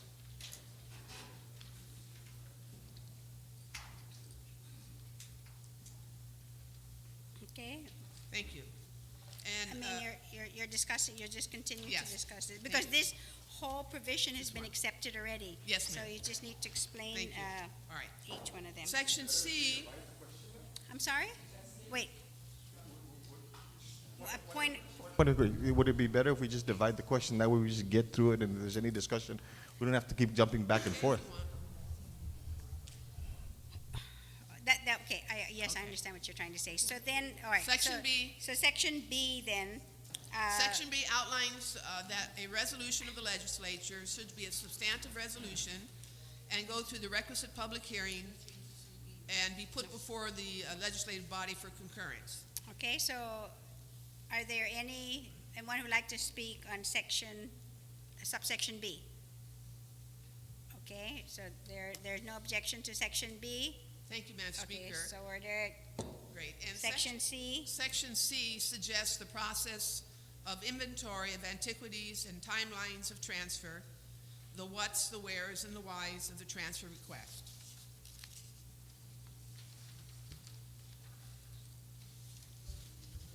Are there anyone who'd like to speak on subsection C? Have you had an opportunity to read it?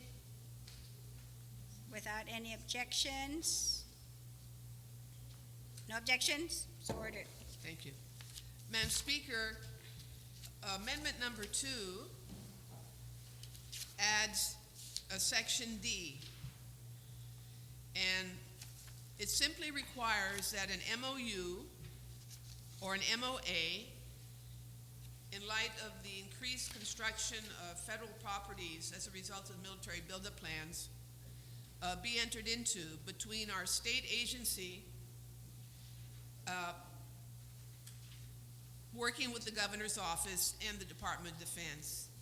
And this is because, Madam Speaker, should the military buildup proceed, there's going to be a lot of construction activity on properties, even properties under the control of the military. And we want to enter into an agreement, memorandum of understanding,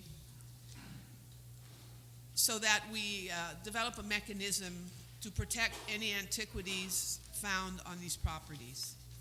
And this will require the state agency, the Historic Preservation Office, working with the governor's office and the Department of Defense to develop this memorandum of understanding.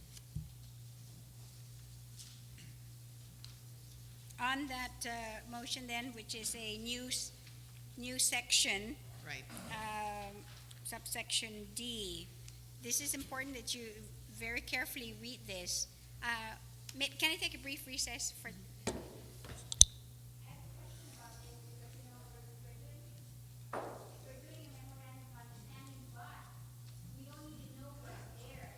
We don't.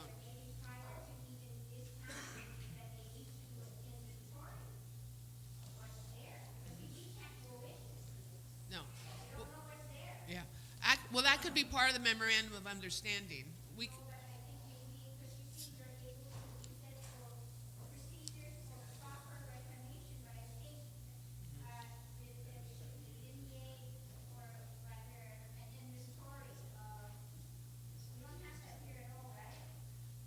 No. See, right now, we have no agreement with the military at all on anything they find in their property. And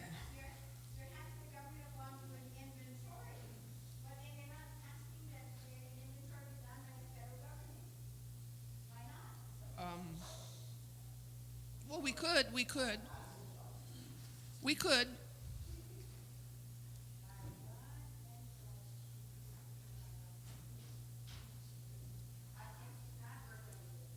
Well, what we could do is insert that, Madam Speaker, before the word delineates, that they shall enter into an agreement that shall provide for the proper inventorying of all antiquities found on federally controlled property and delineate the procedures for the proper reclamation. So we can insert that before there. Would you like to do that?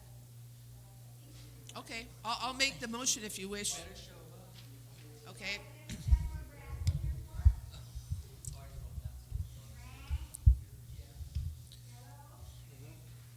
Madam Speaker, I'd like to make a motion. Okay, the legislature is back in session. Senator Guthertz? Yes, for further clarification, Madam Speaker, I'd like to make a short insertion of words. After the Department of Defense, this is in new section D. After the Department of Defense, insert the words, that shall inventory all antiquities and related materials found on federally controlled property,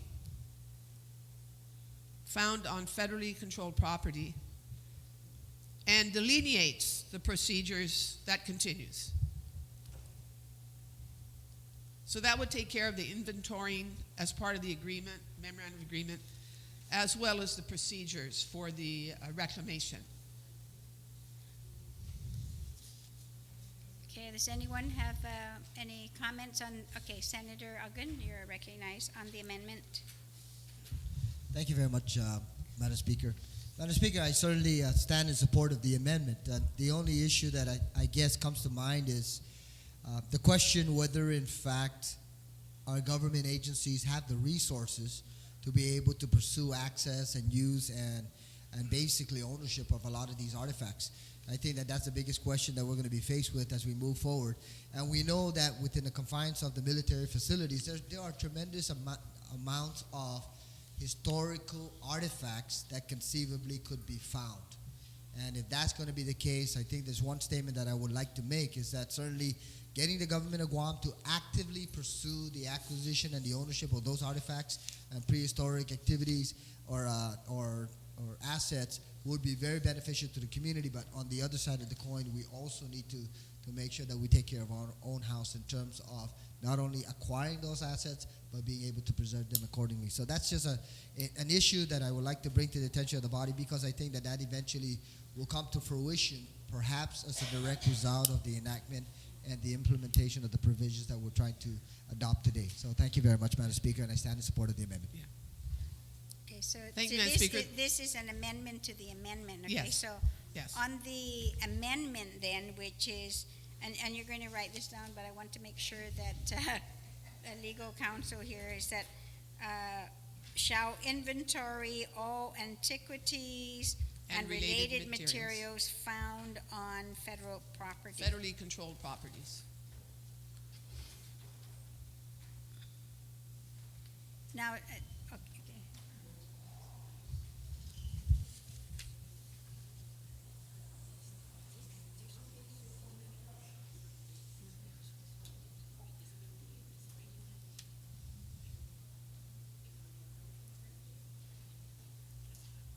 don't know either. How would we know?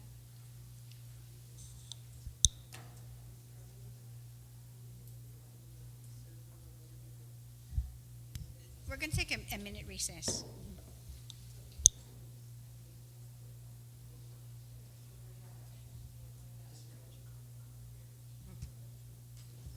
No, this is a new section. D, add a new section, yeah. Yeah. Oh, yeah, we're inserting something after this, after defense. We're inserting language after this. It says, shall inventory all antiquities and related materials, and then delineates the procedures for the proper. So it's just an insertion. Yeah.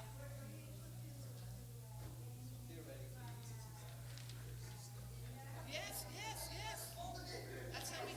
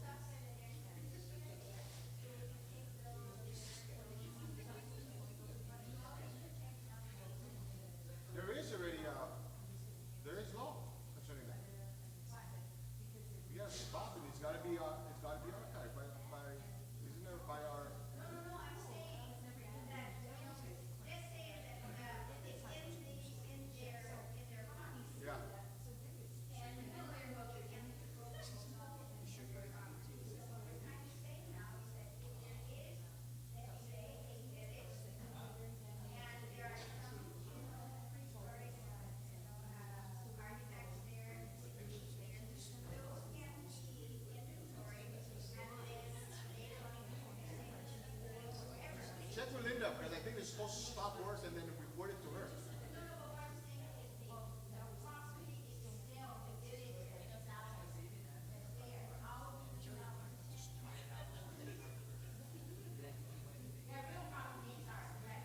Oh, real property. How do we protect it from being moved and removed and whatnot? Yeah.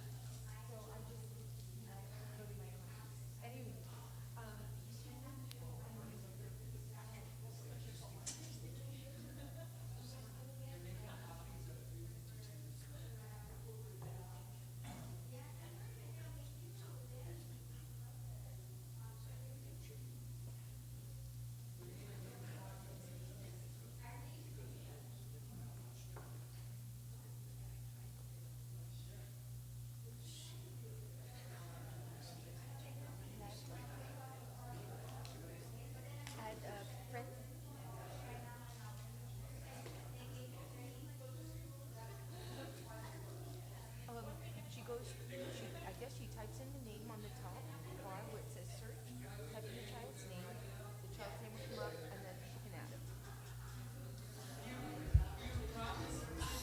Okay. She wants to add someone to her list of friends. Oh, I have no idea. I don't do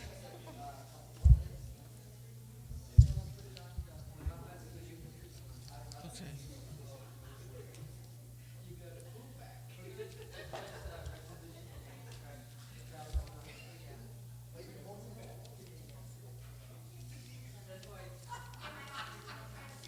Okay.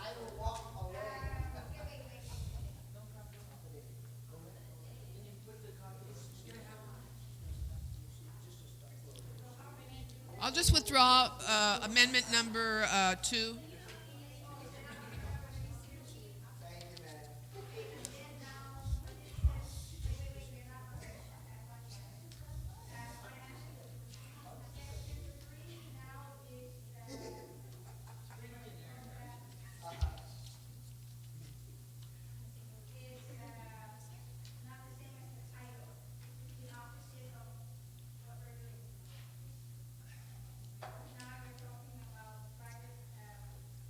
Yeah. May I clarify that, Madam Speaker? Okay.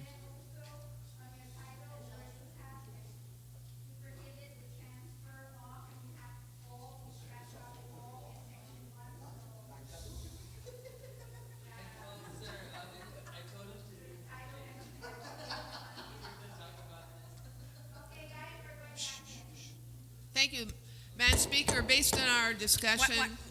We're back in session.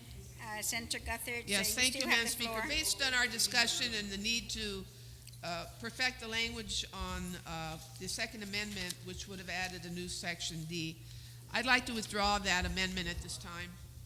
Okay, on that motion then to withdraw section 2, subsection D, without any objections, and so ordered. Thank you. And therefore, Madam Speaker, I'd like to go to the third amendment I passed out, which would actually become amendment number 2 now. If you read the amendment, it would basically add a new section 2, which states, notwithstanding any other provision of law, this section shall not apply to prehistoric and historic properties, antiquities, and objects currently owned by the private citizens of Guam. I'd like to say, Madam Speaker, that this is very important because a lot of concerns have been expressed by private landowners who participate in inventorying artifacts that may be on their land, but who basically enjoy those artifacts on their land.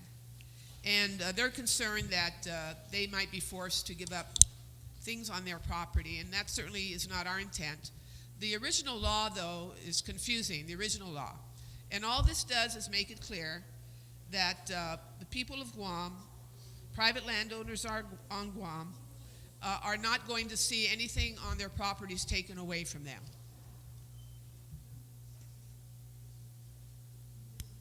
Senator Guthridge was just brought to my attention, and I think we need to recess because if we remember correctly, Senator Espaldon's bill that actually takes into account all of these, both private and public. So we need to, we're unable to print it right now, the law itself here. So I'm going to have to take a brief recess. Okay.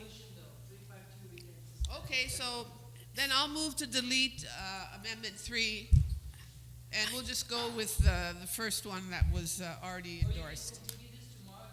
Yeah. What?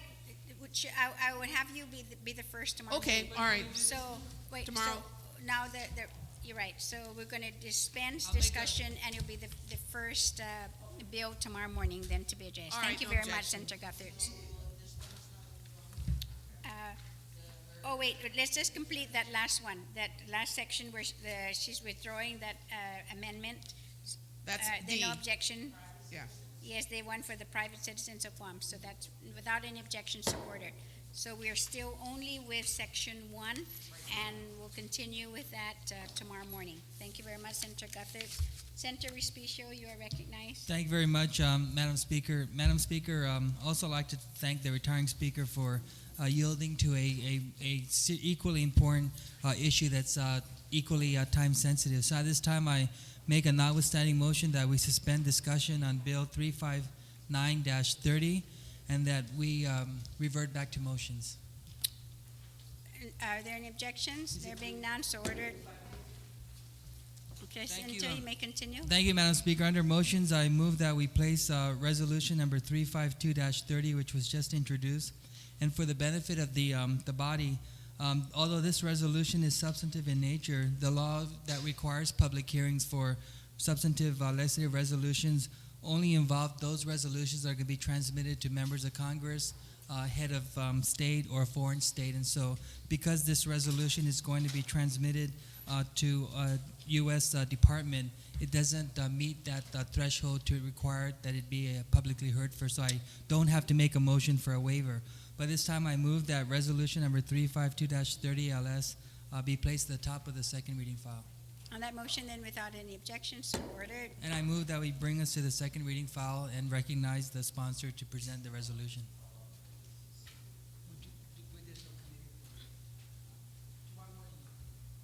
Okay, we're in second reading file. On the top of the second reading, we have resolution 352-30, and I recognize the author, Senator Ada. Madam Speaker, I move to put resolution number 352-30 into the third reading file, and I'd like to discuss it. Okay, may continue. Thank you. Madam Speaker, resolution 352-30, which is going to be sent to the administrator of the National Telecommunications Information Agency. It's a resolution which simply conveys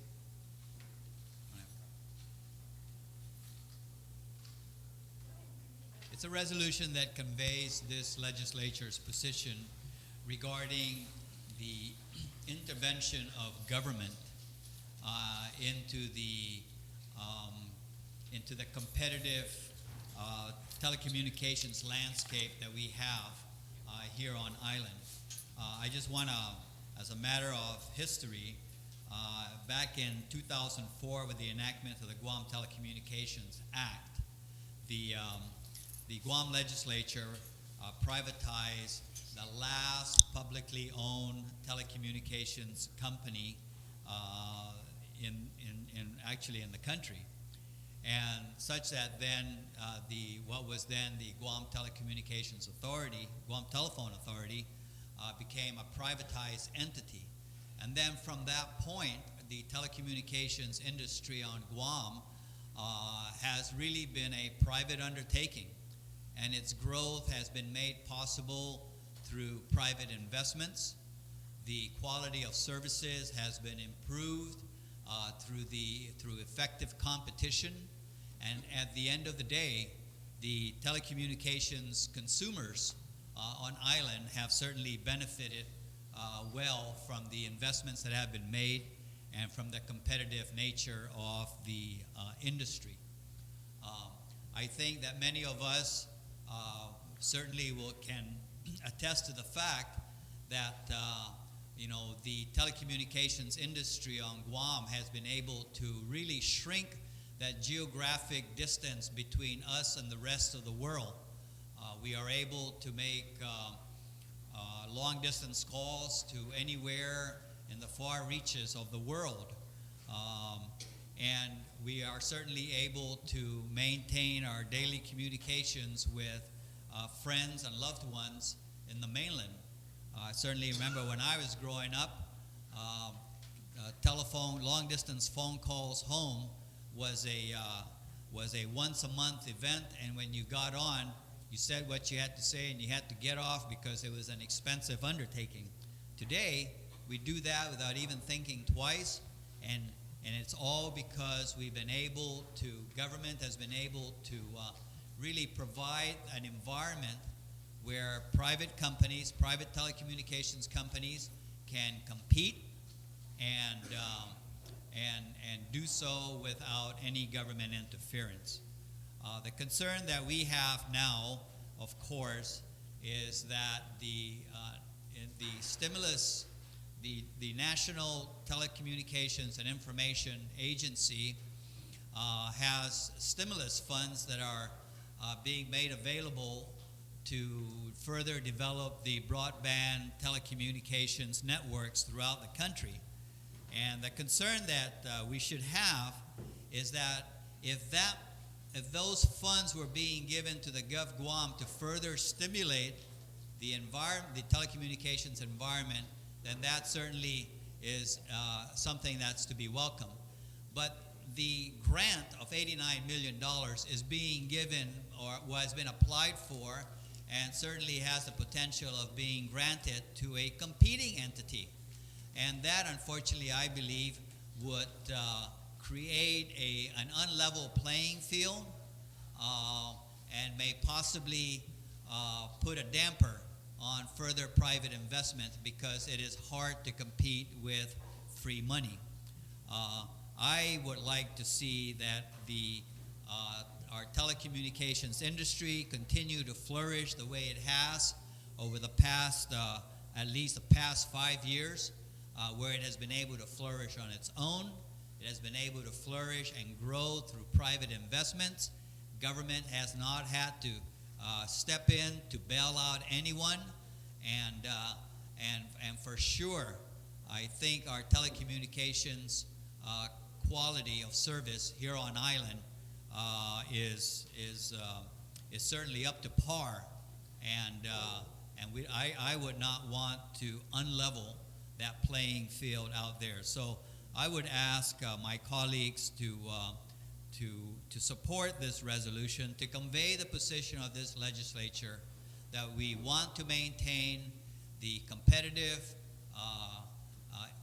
environment that we have in our telecommunications, and of our concern that a grant in the tune of approximately $89 million to one competing entity is going to disrupt the playing field, the level playing field that we have right now. Thank you, Madam Speaker. Thank you very much, Senator Ada. I had Senator Uggan, but he's not here, and then I have Senator Respicio, and he's not here. So is it? Okay, Senator Respicio, you recognize on? Yes, but he's not here either. So, okay. Is there anybody else who would like to speak on the motion, Senator Guthers? Okay. So, Senator Respicio, you are recognized then. Thank you very much, Madam Speaker. Madam Speaker, I rise in full support of Resolution 352-30. And this is an issue that surfaced when you and Senator Barnes and Senator Espadon and myself were in Washington, D.C., and we had an opportunity to meet with Congresswoman Berdalio and her staff at the time.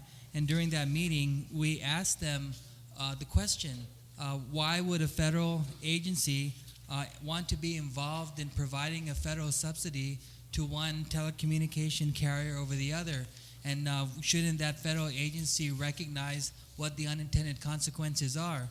And the response we got is that's exactly the kind of question that they're trying to answer themselves. And so it appears that when the announcement first came out that one company was in line to receive potentially an award of up to $89 million, it appears that there are more questions that have been asked where there are answers that have been provided. And when this was first brought to my attention, that was my fundamental concern, is that I think that we have an obligation as government leaders to ensure that no monopolies in whatever industry here on our island ever exist. And that was one of the reasons why this legislature, at the time I was a member and I voted to privatize GTA. That was one of the reasons why, Madam Speaker, previous legislature and a previous administration moved to privatize the nation's last government-owned telecommunication agency was the Guam Telephone Authority.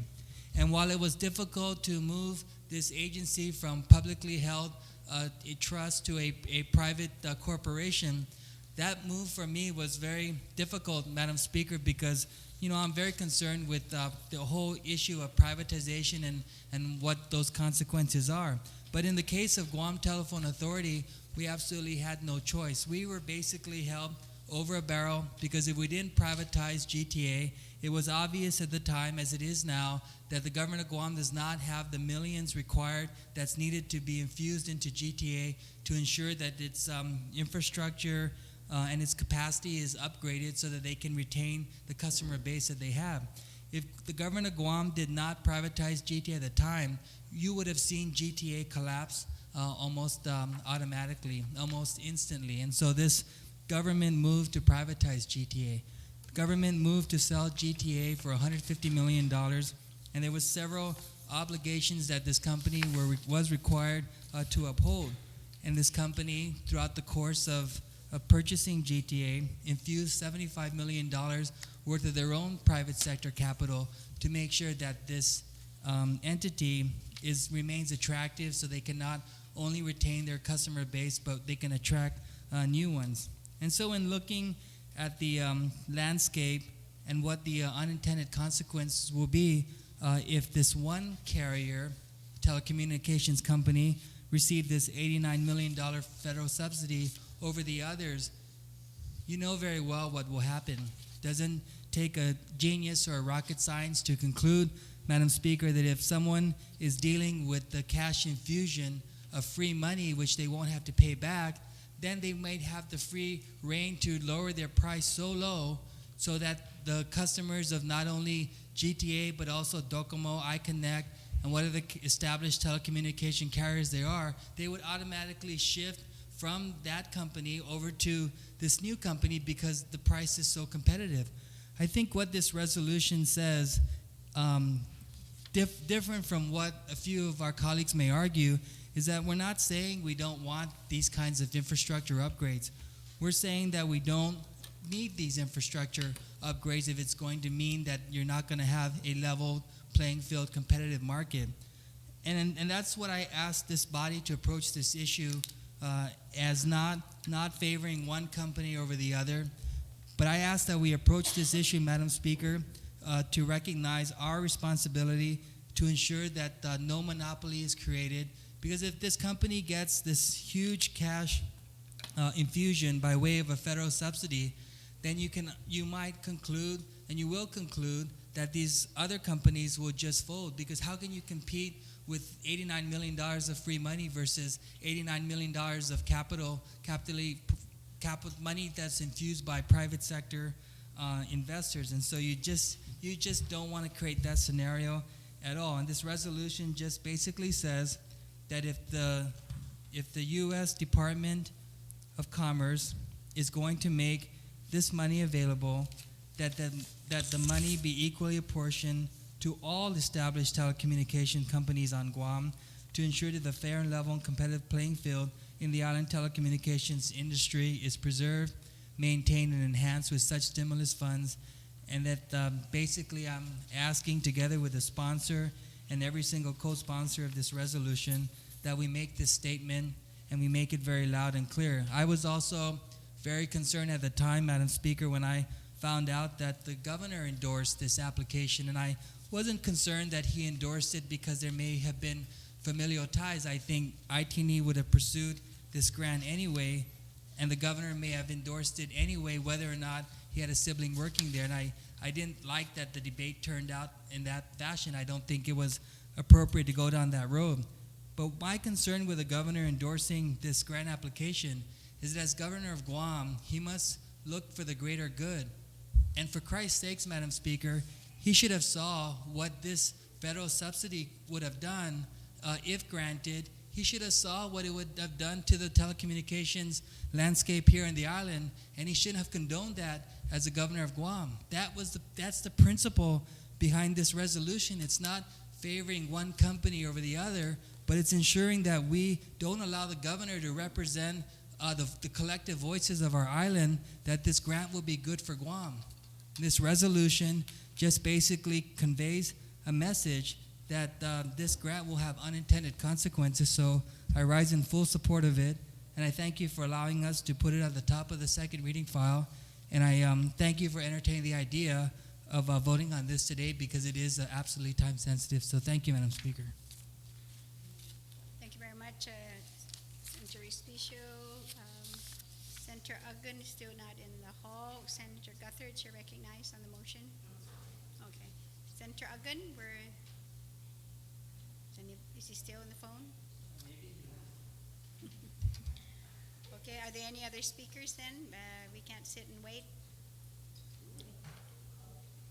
One more try. Can you please check if he's in there?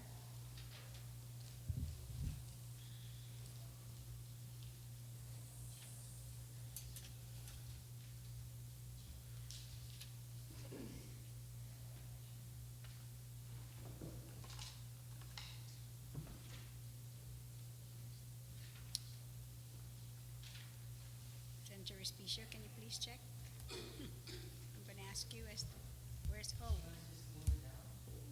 okay, our majority whip, where are you? Go on there and bring him in. Okay, so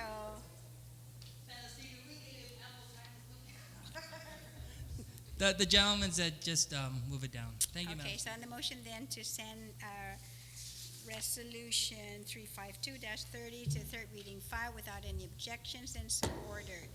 Madam Mr. Speaker, at Respicio? this time I make a notwithstanding the House rules motion that we suspend any further discussion in the second reading file, and we revert to the voting file, and we be permitted to vote on Resolution 352 without engrossment, since no amendment was made to the resolution. Okay, so are there any objections? No objections, then so ordered.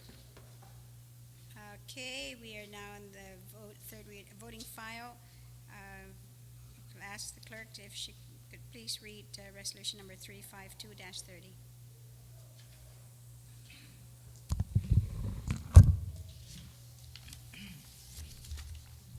Resolution number 352-30 LS, introduced by T.C. Ada, R.Z. Respicio, Judith T. Wampet, EDD, relative to ensuring that a fair and competitive telecommunication landscape is preserved, maintained, and promoted on Guam for the benefit of all island consumers. Roll call.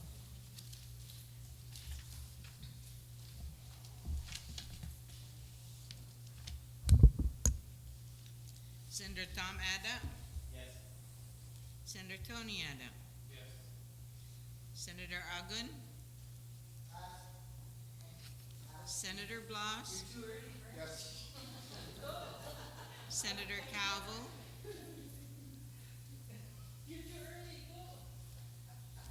Senator Cruz? We're voting, please, gentlemen. Senator Spaldon? Senator Guthertz? Senator Munoz Barnes? Senator Palacios? Senator Pangilinan? Senator Respicio? Yes. Senator Tacticui? Yes. Senator Tenorio? Speaker Wampet? Yes. Senator Agan?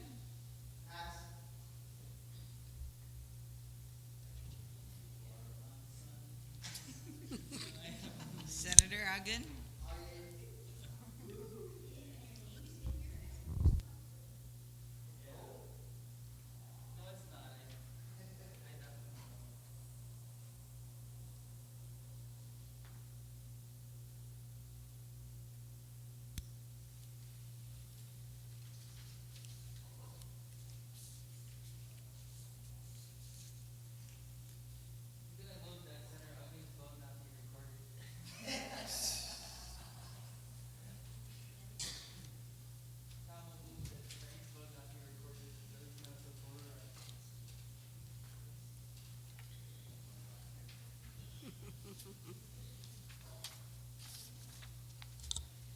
Resolution number 352-30 received 9 yeas and 1 nay. Resolution number 352-30 is duly passed by this body. Senator Respicio, you recognize in the motion? Thank you, Madam Speaker. Just be clear that any senator who wasn't excused from the session, they're not here, that I move that they be excused from that vote that we just took. On that motion, without any objections, so ordered. Thank you, Madam Speaker, and notwithstanding the House rules, I move that we revert back to the top of the second reading file, and I move that we recess until 9 a.m. tomorrow. Okay, on that motion, without any objection, will be recessed until 9 a.m. tomorrow, and we will be starting off with Senator Guthridge's bill.